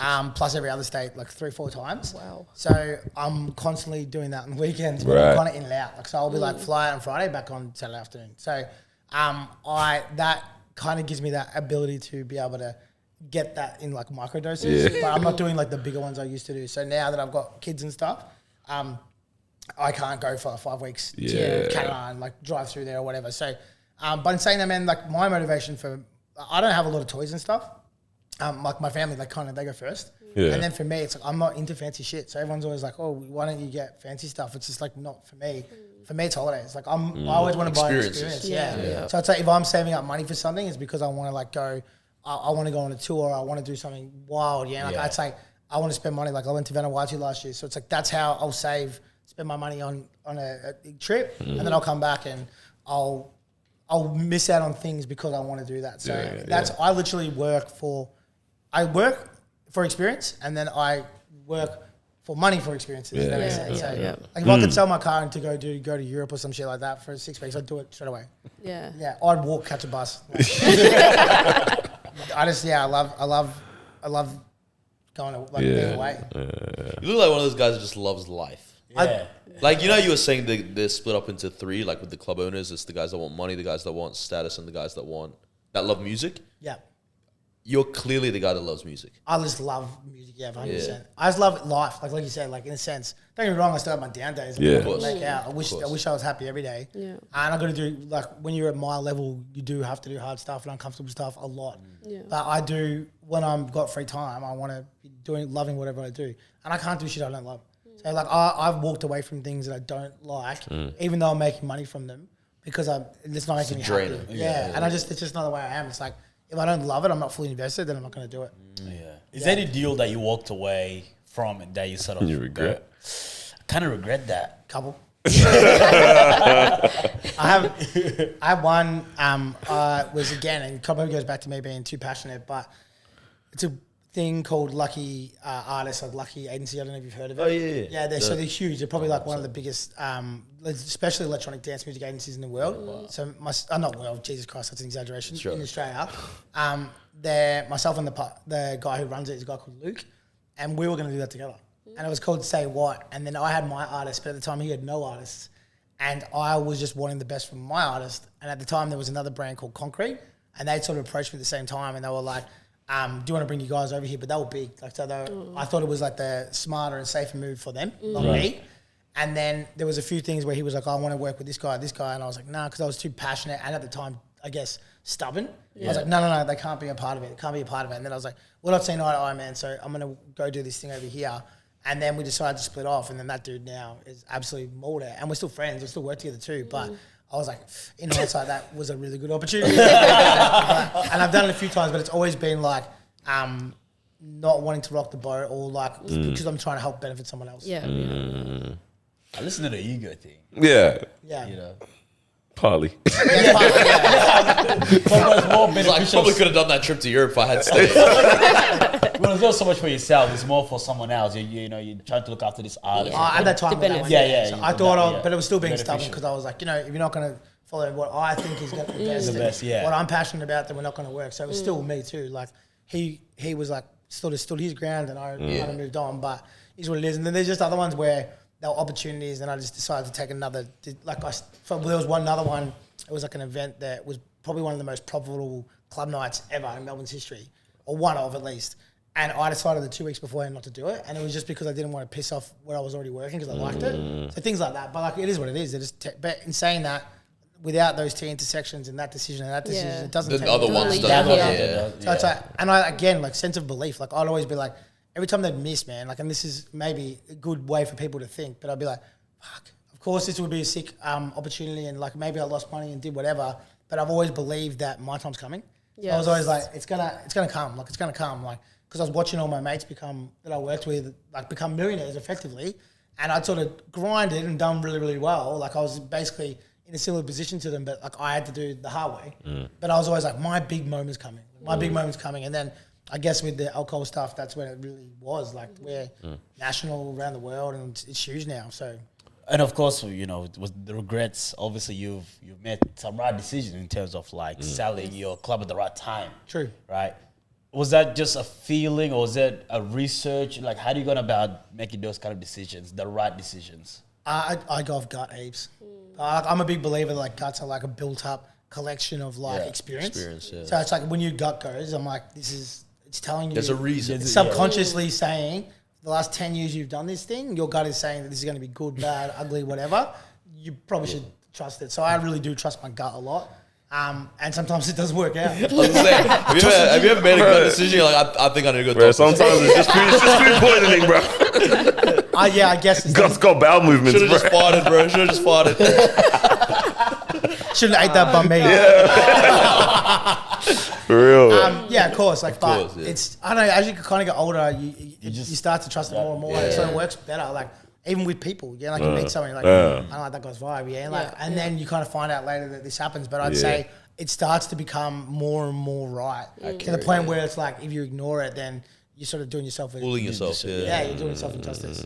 And that's the thing, man. With gut, like it's the thing. So people get scared of risk, right? So that's like everybody could do what I do. Like they just think they can't because they're not willing to take the risk because everything's comfy and cruisy and whatever. But it's like once you get over that risk and take that, you start to trust your gut.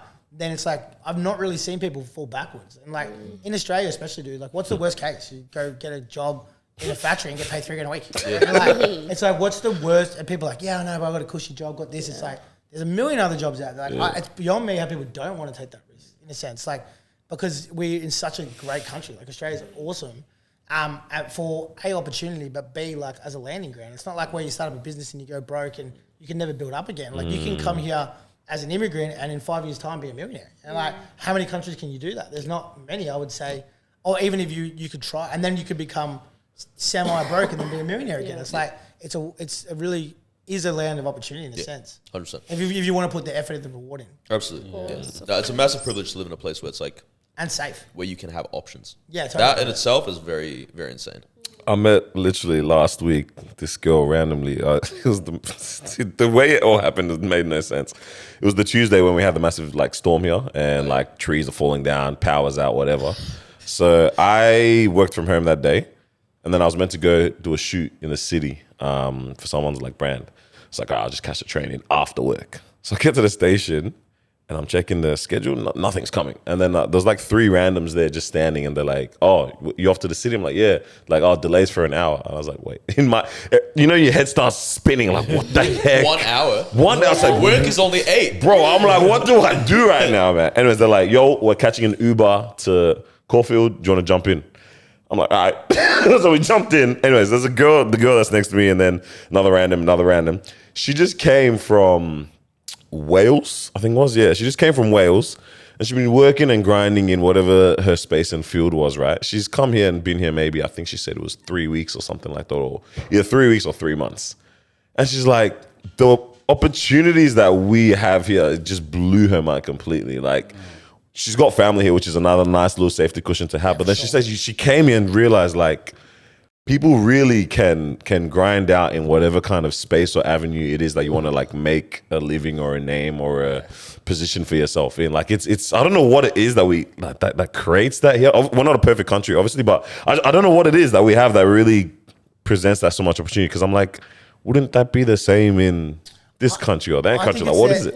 It's that goes back to what I said. It's like cushion, right? So you can grind and grind and grind and Yeah. grind and grind and grind and grind. And like the worst case scenario is still you can eat. Yeah, like whereas if you're in a country where it's like you can grind and grind and grind and grind, and then the worst case scenario is like death You're or like, done, you know, yeah. like, or you're homeless. It's like we have that cushion. So it's like, okay, well, you know, I want to be creative. I'm gonna have a crack at this. I'm gonna become a photographer or videographer, and it's like I can try, and then you can probably make a little bit enough of an income. You work part-time job, do whatever. You can slowly leak out of it, and it's like there's a full pattern. Whereas I don't think some countries have that. That's where I think it's probably different. And I agree, we're definitely not a perfect country, but it's a good place to sort of, I guess, be able to do that. But in saying that, we don't have enough people, so it's also really difficult to make it, right? I've realized that so much more over the past couple of weeks. We've got no one here. We have nobody here. And when we think that we're killing it in this, it's like we haven't even made noise yet.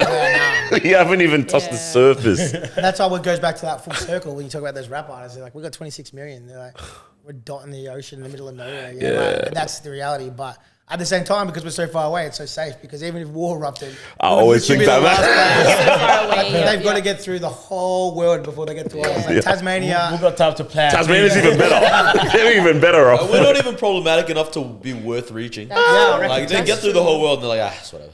We're good. They'll start off at Perth and make their way down here. We'll be good, man. That's mad. I did have a question. How do you guys feel about people who gatekeep information, especially in the industry that you're in, that we're in? You know, a lot of creatives, business owners, people just doing stuff, right? How do you guys just feel about people that just gatekeep certain type of information, or, you know, aren't very open in regards to, I found this door and walked through it, and this is the opportunity I got, come through and walk through it as well. How do you guys feel about that? I think it's a uniquely Australian thing. So like I work with a lot of dudes from America and stuff, and they don't do it. So, and I think it goes back to what we said, it's the population. So here everyone's sort of like, that's, even though I just talked about how much opportunity we have, at the same time you're like, well, there's only a small amount of people that can be dominant in that space because it's a small population. So people can be protective of how they got there. Whereas in America, when you're talking literally another zero at the end, everyone can come along for the ride. And so there's not as much information for it, but I think that it's at the same time, it's like it is a bit rat. It is. It really. Do you guys think like someone who gatekeeps has a mentality of like, this is gonna end? Even for me, like it's gonna end, so I want to last as long as I can. I think it's tall poppy. Like they don't want people to be able to follow their footsteps. I wouldn't be the only one. I was gonna say, because there's plenty of opportunities. They're not as established yet sometimes as well. So it's like you kind of, especially when you're breaking into something, you want, not necessarily fear, but like you want to take it all. Like you want to monopolize. You know what I mean? Like you want to really maximize and establish. Because also a lot of the places and spheres that people are getting involved in, it's like you're the pioneer in it sometimes as well. Like you're one of the first few people to try something out or whatnot. Like, so with the opportunities that come your way, like, fam, I'll take that. And personally, it's funny you asked this because I was reflecting about this like 2 days ago. I was like, I personally think that I've been able to, like, I've offered my services and advice and just done things out of like, one, the love of the game, but then also because I'm like, it doesn't harm me. It doesn't harm me. Like, I know what I'm trying to get at. I know what I'm trying to get to. And like, if I can put your own game or give you this free game, I think Carlos is someone, you two, like, he's really good at like saying, yo, I actually have this person in my phone, like on my contacts, or I was talking to this person, or here's this advice. Like, you realize that it comes back. It ultimately comes back to you at the end of the day. Like we're seeing that right now with things that we're trying to do. Like people always try to invest back into you. But I think for the people that don't, like, they're just like, I want it all. Like not even because they think that there's a fear, but like, hey man, I'm new here. let me see what I can do with this, and let me just take it all. Could it be simply like, I worked hard to get this certain type of information? Yeah, man. You should do the same as well. You need to go and, you know, seek that information for yourself. I think is it okay? So. Sorry. Back to like, let's say the whole email list for Taylor Swift, It's not gatekeeping if I don't give you the 300,000 emails. But it's exactly. But it's gatekeeping if I'm like, I'm not going to tell you how you can find emails for yourself. Okay, yep. You know what I mean? So it's like, I don't need to give you what I've worked for, but this is the game that I'm playing, by the way, and you can also play it, and this is how you can play it, but play it yourself and see how you go. Yeah. There's like another spectrum of that, but it's like I definitely don't gatekeep. So like if someone wants, I've got this massive saying where it's like a favor's worth more than $1. So if I give you $1 or $10, you'll give me back the $10, but that's it. Yeah. Whereas if I do you a favor, then I can ask you upon another favor, and that favor could be better and more beneficial for me. Like incrementally, you start getting a better favor. But I always say to everyone that works for me, I'm like, dude, if someone asks you to do something or give them a contact, a favor is better than a favor because you can always call it 3 years later, and that guy's never going to say no because you helped him out. Did something for but him. at the same time, as a business guy at the level I am, sometimes I have to gatekeep for leverage. So I'm like, I'm doing a deal, and I'm like, I'll give you access to this, but it's going to cost you this. But that's a business deal. So I guess it's a little bit different when you do that. Yeah. I'm like, I will give you this contact, but it's going to cost you, be it a favor, be it $1 amount or whatever. You sometimes have to do it. But when you're doing it on the ground up, like when someone's trying to break it, like giving someone like a photographer a go or helping them out or putting them onto someone who needs someone, it's like, I just think that's common courtesy if you work in this space, a creative space especially. For sure, man. But at the same time, there's a lot of guys that get jealous, dude. Like everyone does everything differently, and there's people like, that guy's, they're always angry. And I think it just comes back to there's not enough spots. So like, that's how people feel, I should say. What do you think of, because I hear this one pretty often, like events that don't want to share their DJs with other events running by other people? I did that when I was younger. I stopped doing it, but I did do it. And the reason why was because I was like, I wanted to own the monopoly. So it goes back to what you're saying. So I used to have like 6 of them and they were the most popular. Yeah, and man. I would let them go because I didn't want them to like lack opportunity. Yeah. But at the same time, I would only let 2. Like that 2 could be at that event, 2 could be at that event, 2 could be at that event. And again, it was because I wanted to control the market, manipulate the market. But I've grown up since then. I don't want to do that. But people do it a lot. Sometimes it's for just straight up greed. Other times it's because they've got a bigger picture and plan, like they're trying to build a community or whatever. But yes, that I find I get really disgruntled with that. Like when people are like, oh, you can't play that gig or you can't do this. I'm like, you're stopping that kid. Like, From earning money, it's not like that guy's making $25,000, paid $50. You know? Like you're stopping him from getting an opportunity. So, but that's where it's different when I'm fighting for an artist and I'm like, I'll literally fight against other promoters for it and then I win. I'm like, yes. And you're trying to trick and outsmart each other because we're all in on that game, right? So that's the game. And then you win. Next time he wins, whatever. Yeah. But when you're doing it with up and comers, it's like you're just stunting people's growth. 100%. I hate that. Yeah. All right. Right now, you lose everything. God forbid, but you lose everything. You got to start from scratch. Right? What's the business that you're like, this is the one worth going into? E-commerce. Right. Any specific product? Anything. Or? If you can figure out what you can do, like it's like, we can make up anything right now, but it's like, okay, cool. We're going to grow seedlings and grow indoor plants. And we're going to make Hey, take notes, someone. Yeah, here it is. You're going to figure out a way to do that. So what we're going to do is we're going to find a community on Facebook and we're going to start a community on Facebook and then we're going to get emails. We're going to build whatever. It's like, there's no ceiling on e-com. You can sell, plants are probably a bad one because you can't sell them overseas, but if I'm going to start something again, it's something that it doesn't have a ceiling. Yeah. So it can just continue to grow and grow because if you've got a club, you still got to put the same amount of effort into it as a $20 million business. Yeah. But it can only ever make 3 because you can only fit 900 people in it. That makes sense. So I'm starting from scratch again. I'm starting from something that has no ceiling. And in my opinion, e-commerce is that space. Talking all these nice big numbers and that now, right? What is the conversation that happens with you and your rich friends, right? Like we have our regular Tuesday evening converse. Like, you know, like Sunday yesterday we were at brunch and one guy goes, hey man, how do I get more of my tax return? It's really hurting me. And we're talking like, you know, we just want to get a couple $100 back on your tax. Like what is the normal typical conversation around you and people that literally have access to things that some people just won't ever see kind of thing? To be honest, man, it's the same as what you guys are probably talking about. Yeah. So it's like we're sort of sitting around like always talking about big dreams, big goals, big whatever. It's like, and I know they talk about that like net worth is your network sort of thing, but it's the truth. So I was recently in Airlie Beach, and it's a story that I tell a lot, but I was with a friend of mine who's he's a multi-millionaire. And we were sort of eating lunch on this beach, whatever. All the guys I was with were multi-millionaires. And we're eating like prawns and oysters and shit, doing rich people shit. And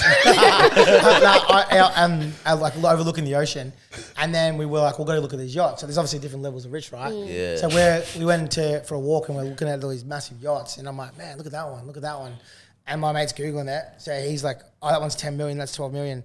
And I was like, dude, imagine that. I was like, dude, what do you mean imagine that? Like, he's like, look where we come from here to now. Yeah. He's like, stop thinking that you can't do that. He's like, we're going to do this. You're going to do it. And he was talking about Adrian. He's like, I've seen Adrian go from this to this in 3 years. He's like, dude, 3 years ago I was living in Patterson Lakes in a share house with my mate. Yeah. Now I just bought a $7 million house. It's like, you got to stop these boundaries, bro. It's like, they're the conversations we have. Yeah. And it's like, and I still hang around a lot of my high school mates. I'm like die-hard loyal. Yeah. So my primary school, kindergarten friends, everyone I still hang out with. Like, Kindergarten. but I'm like a leech. Like if we're become friends, it's like you'll never leave him. But I like it because it's like I know those guys, like they're kind of reality checkers, so they don't give a shit what I do. Yeah, like even on the weekend they'll give me shit about it. They're like, someone was like, oh, I've seen that guy on TikTok, whatever. They're like, yeah, he thinks he's a massive TikTok. Yeah. And it's like he thinks he's a big deal, but they rag on me, but they love me for me because I didn't know who I am. And even with my wife, I was like literally basically homeless when I met her. So it's like, I love that. I pay back that loyalty to them. But when I hang around those guys that I work with, which is sort of my day-to-day network, they just talk big dreams. And I see it differently between my friends that I grew up with to them. So when they do see it, they're always like, dude, I feel so inspired. Like, do you guys talk like that every day? I'm like, yeah. And like every single day we're like, I want to do this. It's like, I'm thinking about this. And it's like, I could say crazy shit, bro. And I actually do say this. So it is crazy. Like, what's your plan the next 10 years? I'm like, I want to win an Oscar. I've never made a movie. and these dudes are like, yeah, I can say that. So it's like, and even when I started this whole thing with the TikTok shit, it was like the opposite. I'm like, I'm going to do this thing. What do you guys reckon? They're like, yeah, you kill it. It's just like, that's how it is, the talk. And it's just that positive energy of like, but I guess when you see people do it, you sort of, you get sucked up into it. It's a little different. Everything becomes achievable. But even at that level, like guys who are multimillionaires, like, well, I'm never going to be like a billionaire. Like, I'm never going to be whatever. And then they sort of start seeing people doing like, maybe that could be me. So it's a weird thing because you always want more. So even there's never a guy, I don't know anyone that I hang around with who's like, yeah, I'm pretty happy with what I got. Like they always want to do more and take more risk. And it's relatable and scalable. Like in every kind of wherever the level you're at, like people need to realize that there is a more, and like the feeling, like you're saying like, oh, I'll never be able. There'll be millionaires that'll say, I'll never be able to be a billionaire, and that's their gripe. But like that's the same gripe of like someone that is like, I'll never be able to join that footy club or something. But the feeling is the same. But where it's the energy or wherever it's been put into is very different, like scales of it. But at the core, it still comes from the same place of like, oh, I can't get there, I can't do that. But everyone should kind of realize that, you can ascribe or try to like push this to something else. That's what I was about to say then. So I was like, when you think, you put a wall there. So it's like, I can't own that yacht. So therefore it's like, well, there's no point trying. Whereas like when you bring that wall up, you're like, well, maybe I could own that $10 million yacht. Then you sort of start to think about how you can do it.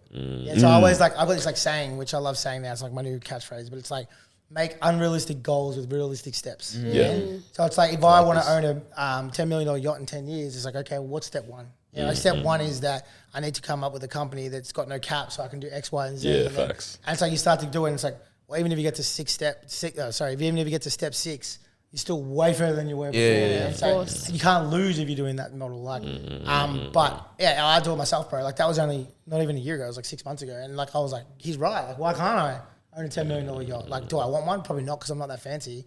I'm more likely to buy a block of land and like isolate myself. But it's like if you want one, like go for it. It's like aim for the stars, land on the moon kind of vibe. Totally, you're going to be better off regardless kind of vibe. But for me, it would be, and the other thing that's kind of funny is that everyone's always like, wow, how are you so motivated? You work so many hours, rah, rah. I'm like, laziness is actually my motivator. And it sounds so weird, but it's like, I work so hard because I don't want to work so hard forever. And it's like, by default, I'm chasing this. Amen, bro. I'm like, I'm going to work 15, 16 hours a day and I'm going to do this and this and this because by the time I'm 40, I want to retire. And then I'm going to get to 40 and I'm like, okay, I've done more hours than everybody else, but it just kind of continues on.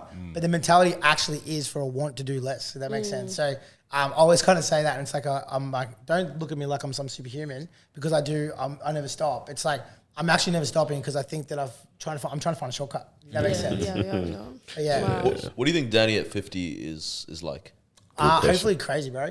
I have no intention of conforming. So like for me, I don't care if I'm rich, broke or whatever, but I just don't want to be a normal 50-year-old. Like I want to have the world's craziest stories. I got a saying where I say like, I'm writing the world's craziest book that no one's going to read, and I want to still be dressing differently than people my age. I still want to be living as far as I can. And now as I've gotten older, like I've always sort of exercised and trained, but I'm really caring about my movement. So I'm like constantly now, I go to the gym not to get big, but it's like to so I can move more. So you can live more So, better. yeah, so I want to be able to like have a better quality of life. It's something that's never really gone through my head. But now I'm like, all right, well, because I want to be able to, when I'm 60, I want to be able to still snowboard. I still want to be able to do this. So there are things going through my head. But at 50, I want to be the wildest person at the party that everyone knows. Not crazy, this isn't drinking wise, but like best stories, best live, energy, best vibe. And your wife just wants to watch movies. She's supposed to watch Love Island. Nah, that's hilarious, man. Even when you're talking about like the grinding and all that kind of stuff, I remember there was a day this guy picked me up or something, and like I just put up in the car, and I think the first thing I said to him was like, "Bro, we're never gonna be millionaires, man." Because I think I just finished watching like a clip from Diary of a CEO. I forgot who it was, but there was a guy on there, and he's like, the reason I'm like a lot of millionaires, the reason they get to those points is because they obsess over a certain thing and they continue to hack away at that. I was like, dude, we're not obsessed a lot. I was like, we're not obsessed on anything, man. I was like, we're never gonna do it. We like stuff. Are we obsessed? No, we're not gonna do it, man. I was like, what's going on, man? You just gotta find it, man. Yeah, 100. And so you just gotta be like, you gotta honestly be unrealistic and like believe in yourself to a point that's like I even now I say it sounds crazy. Hopefully no one locks me back up in the mental institution. But I'll be like legit say like to my wife, I'll be like, sometimes I feel like I can just make things happen by thinking about it. And I think that's the energy that I have because in my head I'm like, I've done things that people would deem impossible. And now I'm getting to the point where I'm like, well, if I want that Oscar, I probably can do it. And the fact that I think that I'm like, I probably can do it means that I'm going to try. And then so I'm one chance closer than the guy who said no. Of course. That's mad. If there's one, that is nice. I'm one chance closer than the guy that's Literally. Damn, he's driving bars today, man. But I was gonna say, if there's one stat about your life, this goes to everyone that you want to know, what would it be? So, for example, it could be the total number of books that you've read since you're a child up until now. It could be the number, how much money you've made since you started working, or it could be the total number of your relationships you've made in conversations, right? That number.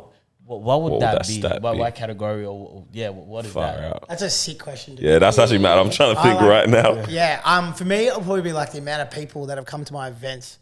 Like, cause like I'd love to like, I see it all the time where I like, even again, the wedding I was at the weekend. And I didn't even know, but they're talking about the bride and groom and like, we met at Danny's club.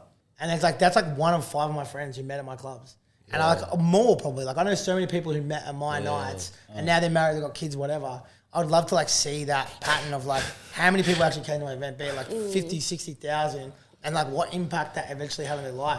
And so more wild than just the music, like did they become a musician because of it? Did they meet a girl? Did they meet best friends? Like I would love to like I guess have like a book where it's like these are their lives. That's madness. Imagine you just look at that number, you're like, wow, that's how many people came to my That's wild. That's far out. What could have? That's a question, man. It is. Oh, that's tough, man. Yo, no. I didn't want to do money, but because I've always had this problem. I'm a procrastinator, so I always put things off. I'm working on it though, and I'm getting better. And we thank the Lord, I'm working on it. But for me, would be the money that I've missed out on because of my procrastination. Yeah, because I procrastinated, I missed opportunities, or I didn't, get on top of things. What I missed out on. So. And I feel like it would be a very sad scary number. I don't know if you want to see that. I feel like it would be a very, very sad mad answer to look at. That could be a couple of zeros. Honestly. That's so bad on that. Yeah, that's tough. I generally can't think of an answer for that one there, man. Yeah, I'm stumped, bro. Carlos. I'd want to know the number of people that I've like made laugh or made happy because I was being myself. Okay. You know what I mean? Because like, it came from a conversation this week where I was like, a friend was saying like, oh, I want to be, like I'll never be that person that's mysterious. Like there's this obsession nowadays on social media. It's like, I want to be mysterious. I want to be quiet. I want to stop posting. No one knows what you're about. Kind of I can't help it. I'm opinionated. So I put my opinions out there. But people interact with it, right? People love whatever, it. People laugh. And then when I'm around people, like I'm never the guy that's quiet in the room. Whatever, like people will know what I'm thinking or not. And it's like, the amount of times I've afterwards left and be like, man, why do I talk so much? But then I would love to know how many people were like, despite the fact that sometimes I'm like, why am I so loud? Why am I so whatever? They were like actually happy because I was. I'd be like, that would make me feel good. Over 1 million for sure. Yeah. At least on TikTok. At least on TikTok. Big boy now. That is a good one. Yeah, the last one. Yep. Yeah, nah, I got nothing for you, man. I got nothing for you, broski. Like, I want to know, like, I know it's very vague, but it's a bit of the impact.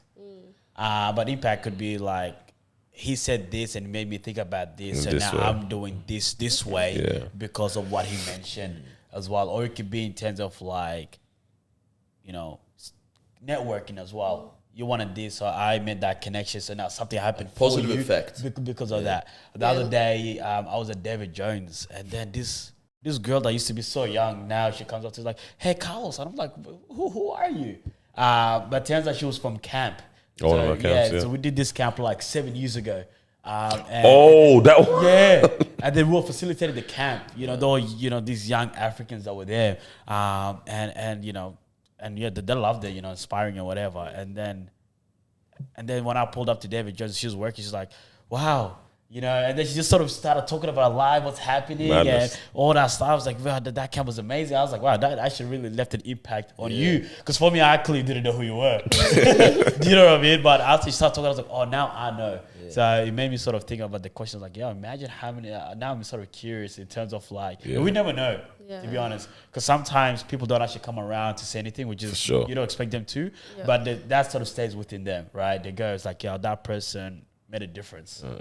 How many sons and daughters you got out here, kind of vibe, huh? I was gonna ask something like that, but like it's corny, but like that was my answer. On this thing, we've asked this question amongst ourselves before. I feel like you would have a good answer for this.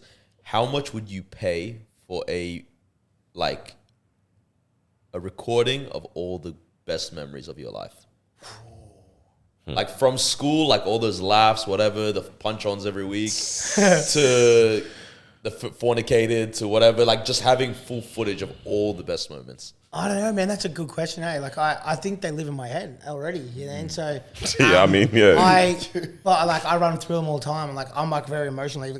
Even as we talked this time, I've had multiple times I've had goosebumps. So for me, it's like, I kind of get to sit there sometimes and relive them anyway. So I guess I already have spent that money. Yeah, and that's the losses that I've had. Yeah. It's the money that I've spent on things, that experience or whatever. It's like, how much money have I spent? I probably have spent $1 million already to create those running memories. Yeah. So I've got that video, it's already in my head. Yeah. But it's like, I might not be able to watch it right now, but I can if I close my eyes and think about it. Yeah, I can think about the feeling it gave me and all that sort of stuff. For sure. That's mad. That is awesome. Do you have any beliefs or like faith? Is that played a part in your life at any point, even growing up as well? Like, was there any position or, I mean, I know you've done a event, I think you put something in the chat about was there a rave in? Oh, the rave in the church. Yeah. Okay. So I mean, first of all, can you get into and can you say what church it was? Because I have an inkling, but it was one next to Berkshire Courtyard, but I don't know what it's called. Yeah, effectively we paid the money and we did like a rave in the church. And they let you do this in the gardens, yeah. Crazy. Unheard of. Successful event. Yeah, well, so effectively we closed down Burke Street. So it kind of like helped us, but we closed down Burke Street and ran this event, and it was like a techno event. And then they, at that time, that guy who, remember how he mowed those people down in Burke Street? Yes. So he had done that, and they wanted us to add water barriers, and it was going to cost us like $30K. And we're like, we can't afford this. Like, we haven't sold, like I think we sold 700 tickets, but I'm like, this is going to take away all of our profit. Yeah, of course. Like, what's the other option? And then my mate went and asked the church, and then they were like, yeah, you can do it in here. So we just moved the stage into the church courtyard and ran this event. Look at the church, man, always helping people. I'm just trying to think their thought process. I'm pretty sure they ran a barbecue too. Oh, wow. Mad. But when in regards to like faith, I guess, I don't know, man. Like my family's not religious in the slightest. Growing up, I definitely sort of had questions and unanswered stuff. I kind of probably have gone, like I actually have read a lot of stuff about religion and whatnot. And there's never been something that's like really grabbed me. And I think it's maybe because I struggle a little bit, which might sound wild. I know it's the other way around for others, but I'm always like, wow, and maybe I'll get there one day. But where I sit now, it's like, well, why do I have to go through all this shit? If there was a guy out there, but maybe there's a different way of doing it, whatever. But at the same time, I relate more to like those cultures where it's like, you know, take care of the trees because the trees give back life, or take care of the ground. So it's sort of like those like effectively like Aboriginal culture, or even like Pacific Islanders or South Americans, where they're like, you know, this water, we got to keep it clean because it gives us life. Like, and I don't know what the term for that is, but I I think that's a great way to live, or ethics. And then what happens when you pass away? I don't know. Like, I don't think you just disappear. Like, I don't think that's the case. But I've spent hours and hours thinking about it. But I don't necessarily think we go to a place.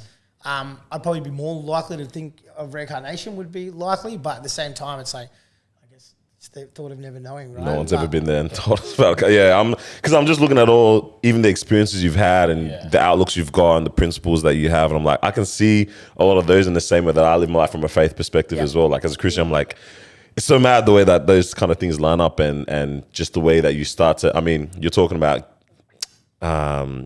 just the principles applied to life. Yeah, but even like how, using your story to put on, it's like, we talk about how like there's a power in testimonies, you know what I mean? And it's like, I'm just looking at them like, I wonder if growing up there was any kind of, dropping, it's weird because what happens here. When I've like looked in stuff, it's like, it's a weird thing. It's like, I don't like AFL. Right? And this is such a weird experience. Yeah, I'm here for it, man. Talk to me. And I just don't understand it. Like, when I watch it, like the idea of team sport, which is wild. Like, I love like one-on-one sport. Yeah. Team sport, I'm like, if you have a bad day, you can still win. Like, that to me is not competitive, right? So I just don't like it. But when my mates are like, it's footy season's on or whatever, like be it any sport, soccer, whatever, I actually am like, I wish I loved that. Yeah. They're like, yes, Friday night's going to be sick because I'm going to watch these random guys run around. So that's like me with religion too. Like, I see you guys, and I've hung around with like, I've lived in multicultural areas. Like Mary Warren, for example. Like, so I've seen people in their faith, and I watch it blindly, jealously. If that makes sense. So I sort of look at it and I go, man, what is that? Yeah, I'm like, I wish I could relate to it, and I've tried and read and listened, but there's just so far there's been nothing that just plucked me. Yeah, like I think I've just got too many questions on all of them. I had a mate of mine who was converted Muslim dude, and he was talking about how they don't have a God, which I don't know if it's true. But this is what I was like, wow. So he's talking about if they don't have a God, but he's like, everything is God. So he's like, this table, the way it is, and this corners is God. And he was saying like, plants is God, like everything's God. And I'm like, I like that. Yeah, like that's the closest thing where I was like, okay, like everything is like effectively God, if that makes sense. Like God's not a person. It's like it's like a matter. And I was like, that's probably the closest where I was like, I reckon I could get around that one. But again, too, like when you kind of grow up where I grew up, like faith is not really around you, and like especially Caucasian, man, like us. We get rid of it pretty quickly. Like, I don't really know any people that I know who are religious. Yeah. And I'm not sure why. I think it's just cultural. Yeah. I remember I was telling this guy at like a conference one time. I think it was in Sydney or something. And then I was like, this is going to be a weird phrase, but I was like, I love when I see like bogan white guys that were just there, surrendered, arms out. I'm like, because you're so far removed from that in your culture and where you've grown up. And I'm like, whatever you've gone through to get you to this point, I'm like, hey man, I'm so happy for you. I'm so happy to see you in whatever moment and state you're in right now. Because you're right. Like there is something in that culture. And they're there. So happy. Like that's the other one. Like, I look at them like exactly what you're saying. I'm like, man, I wish I could get that feeling. And like, maybe I do someday. I don't know. Yeah, but it's definitely not something that I look down on. It's opposite. Like and I'm like, I would love to be that passionate and have that much belief. But it's sort of in saying that I have it for myself. Yeah. So I have that crazy amount of belief that I sort of doubt, which I guess is probably the same as religion, right? Like sometimes you doubt it, sometimes you believe or whatever. 100%. So, but yeah, I'm open to it. I just haven't found the right one. Bro, I'm so happy to hear, like, just even now, just hearing the stories that you're talking about. Because, I mean, you haven't shared how crazy things were in your childhood. You mentioned a bit to me, like, off air before. And I'm like, that's just mad, like the journey and the progress and just where you're at now with your family now too, and just where things can continue to get to. It's like, it's honestly like very, very inspiring to see. So and even like our friends that are under you in terms of like mentorship and stuff like that go to you for advice. I'm like, I see why why they're constantly like talking about, hey man, get this guy on, you need to talk to this guy. What's crazy is like when you were saying like I don't like gatekeeping, all this stuff, blah blah blah. I'm like, the person that connected us is exactly like Ollie. Ollie's exactly like that as well. Like the amount of times it was just like, oh, why don't you just hit up this person? Oh, what about this person? They're in Melbourne, get them on the podcast, blah blah, whatever. And I'm just like, I see it. Like I see how, and that's why I think like attracts like. Yes. Yeah. So I was like he's one of multiple, but I'm like, okay, you're crazy. Like the way you're thinking. You're very crazy, bro. And it's like he's like, I want to do like Burner Boy. Like he was when I talked that convo, he was one of the guys putting his hand up. I'm like, bro, you're like 18, you can't. But at the same time, it's like I look at him and go, I remember being you. Yeah. Like I remember sitting there going, I'm gonna do this. I'm gonna do this, and it's like no, wasn't a good enough answer. So I needed, and I didn't have a guy like me. So I didn't have a guy who was sitting down and going, dude, you actually can't because of this, and this. And so I made those mistakes, and it goes back to that whole lesson thing. Guys like Ollie, like I sit with him, I go, yeah, no, I understand what you're saying, bro, but like, have you thought about X, Y, and Z? Yeah. And like, I've made these mistakes. If you still want to make them, go for it. But this is what you think about. So I love kind of being able to give back to him. Like I was talking to him the other day. He calls me all the time. Still, all those boys do, man. We were talking about like you get a call from Ollie because we went to high school with the guy, and we always. We always knew the guy's gonna do something dope and amazing. Never knew what it was gonna look like because he would constantly be trying something new. You know what I mean? Like there was a point in time he was. Remember when he was doing his snorkels? At that point, I said, "Hey man, I hope something pops off because where you going with this now?" But like we always know it's gonna get to somewhere, but you just never even you don't even see it sometimes. Like this is what this person's working on, but you just know that they know exactly where they're trying to get to. But you get a call from the guy, man. As you were saying before, you just be, it's a nice 1 a.m. on a Friday or something. Right. Maybe a quick check-in, maybe 5-minute call. You're on there for an hour and a half now thinking, wait, so what did you call me for? Nah, but you can see like it's come from like even just honestly being inspired and being under someone like you can see those kind of steps, and we don't even know how many other people, like you're saying. And like those guys especially, man. Like I guess when they first started, there was like not a lot of people who were willing to sort of sit down and sort of take them serious, because they were they were creating new boundaries, and I was like, everyone was sort of turning them away, and they met me, and I was the opposite. I was like, come with me. That's dope. Let's talk for 7 hours in this room. Wow. And I was like, this is how you're going to do this. I've seen this before. This is what's going to happen, blah, blah, blah, blah, blah. But the fact that I could see how passionate they were, I just made me want to help them. And then I wanted to be a part of that journey because I love watching it. He's killing it now, man. They're good, those dudes. All those boys are awesome rhythm guys. Man. That's good. Awesome. And they did give me back good energy too. It goes vice versa. Right? Yeah, for sure. Like, they love me, man. I used to like work on King Street like 3 a.m. They'd all come down and like hang out with me. So they like literally be like, wait, where are you? I'm like, I'm just here, and they come down and talk to me and stuff. And it's like you look, we're completely, you would say yin and yangs in a sense. Yeah. Like we're from different eras, different 100%. Backgrounds, different religious beliefs, whatever. And I feel like I had an impact on their life, and I couldn't be more different than them. And in the sense, vice versa, they've had a major impact on my life. I love everything they've brought in. And again, it goes back to all the guys I've worked for forever. It's like, I said before, I'm a culture vulture, but it's like the same thing. Like I'm getting just as much from them as they're getting from me. Because I'm getting to experience what I remember going through that. And that part was the best bit. That discovery part when everything's going like wild and you're getting these opportunities and they're coming and you're watching your friends blow up and they're doing this and someone's going overseas and whatever. It's like my stuff's now consolidated. Like the guys I'm being around with, majority of them are successful. All the ones who haven't, the bad actors are sort of fallen off. Yeah, for real. And I've got multiple mates who've blown up, traveling around the world as artists, that are multimillionaires, billionaires, like all kinds of shit. And like we're at that point now, but it's like those dudes are gonna they're gonna get there. Like guys, right now, it's gonna happen to you. And sometimes it's like hard to believe. You're like, but it's like it's gonna happen. And I remember an older guy who was actually I don't know, an African English guy. His name was Eric Powell, and he was like a mentor for me. Right? So he was like, I don't even know how old he'd be now. He'd be like 65 or whatever. So I used to go into his office in the city and sit with him. And I remember him telling me what I just said.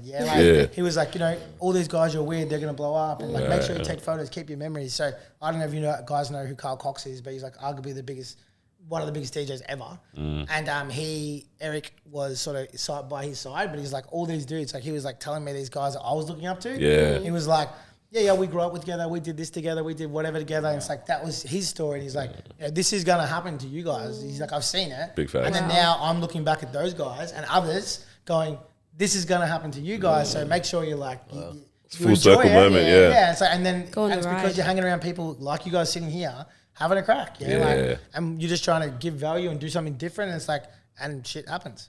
Because you gave it a go. Amazing. All right, mate. I love it. I love it, man. Nah, that's dope. That's proper dope, Nah, keen to see everything that comes out of your corner as well, man, for sure.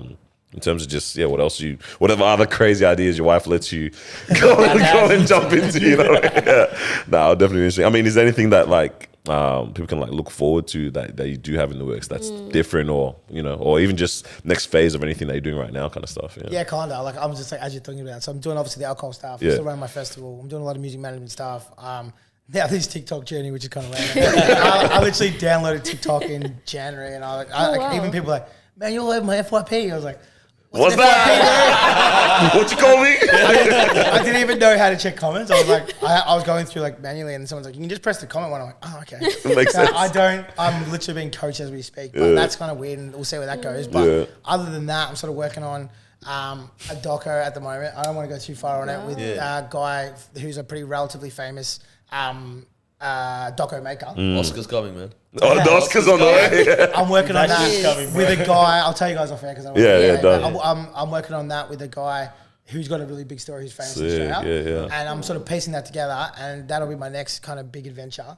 If I can get it off the ground, so fingers crossed. So in a year's time, if you see this thing, when I tell you, you'll be like, oh, he did that. Yeah, and then hopefully that's my Oscar journey, bro. Like you talk about unrealistic dreams with the step. It's like this is my first step. And then it's like once I do this and this does well, then where does that go? Yeah, and so I hopefully am in a position where I don't have to work as much, and I can sort of just start to work on creative stuff. And I really want to move back into music and like just creative full time. That's dope. And funnily enough, this TikTok thing is sort of almost giving me that avenue.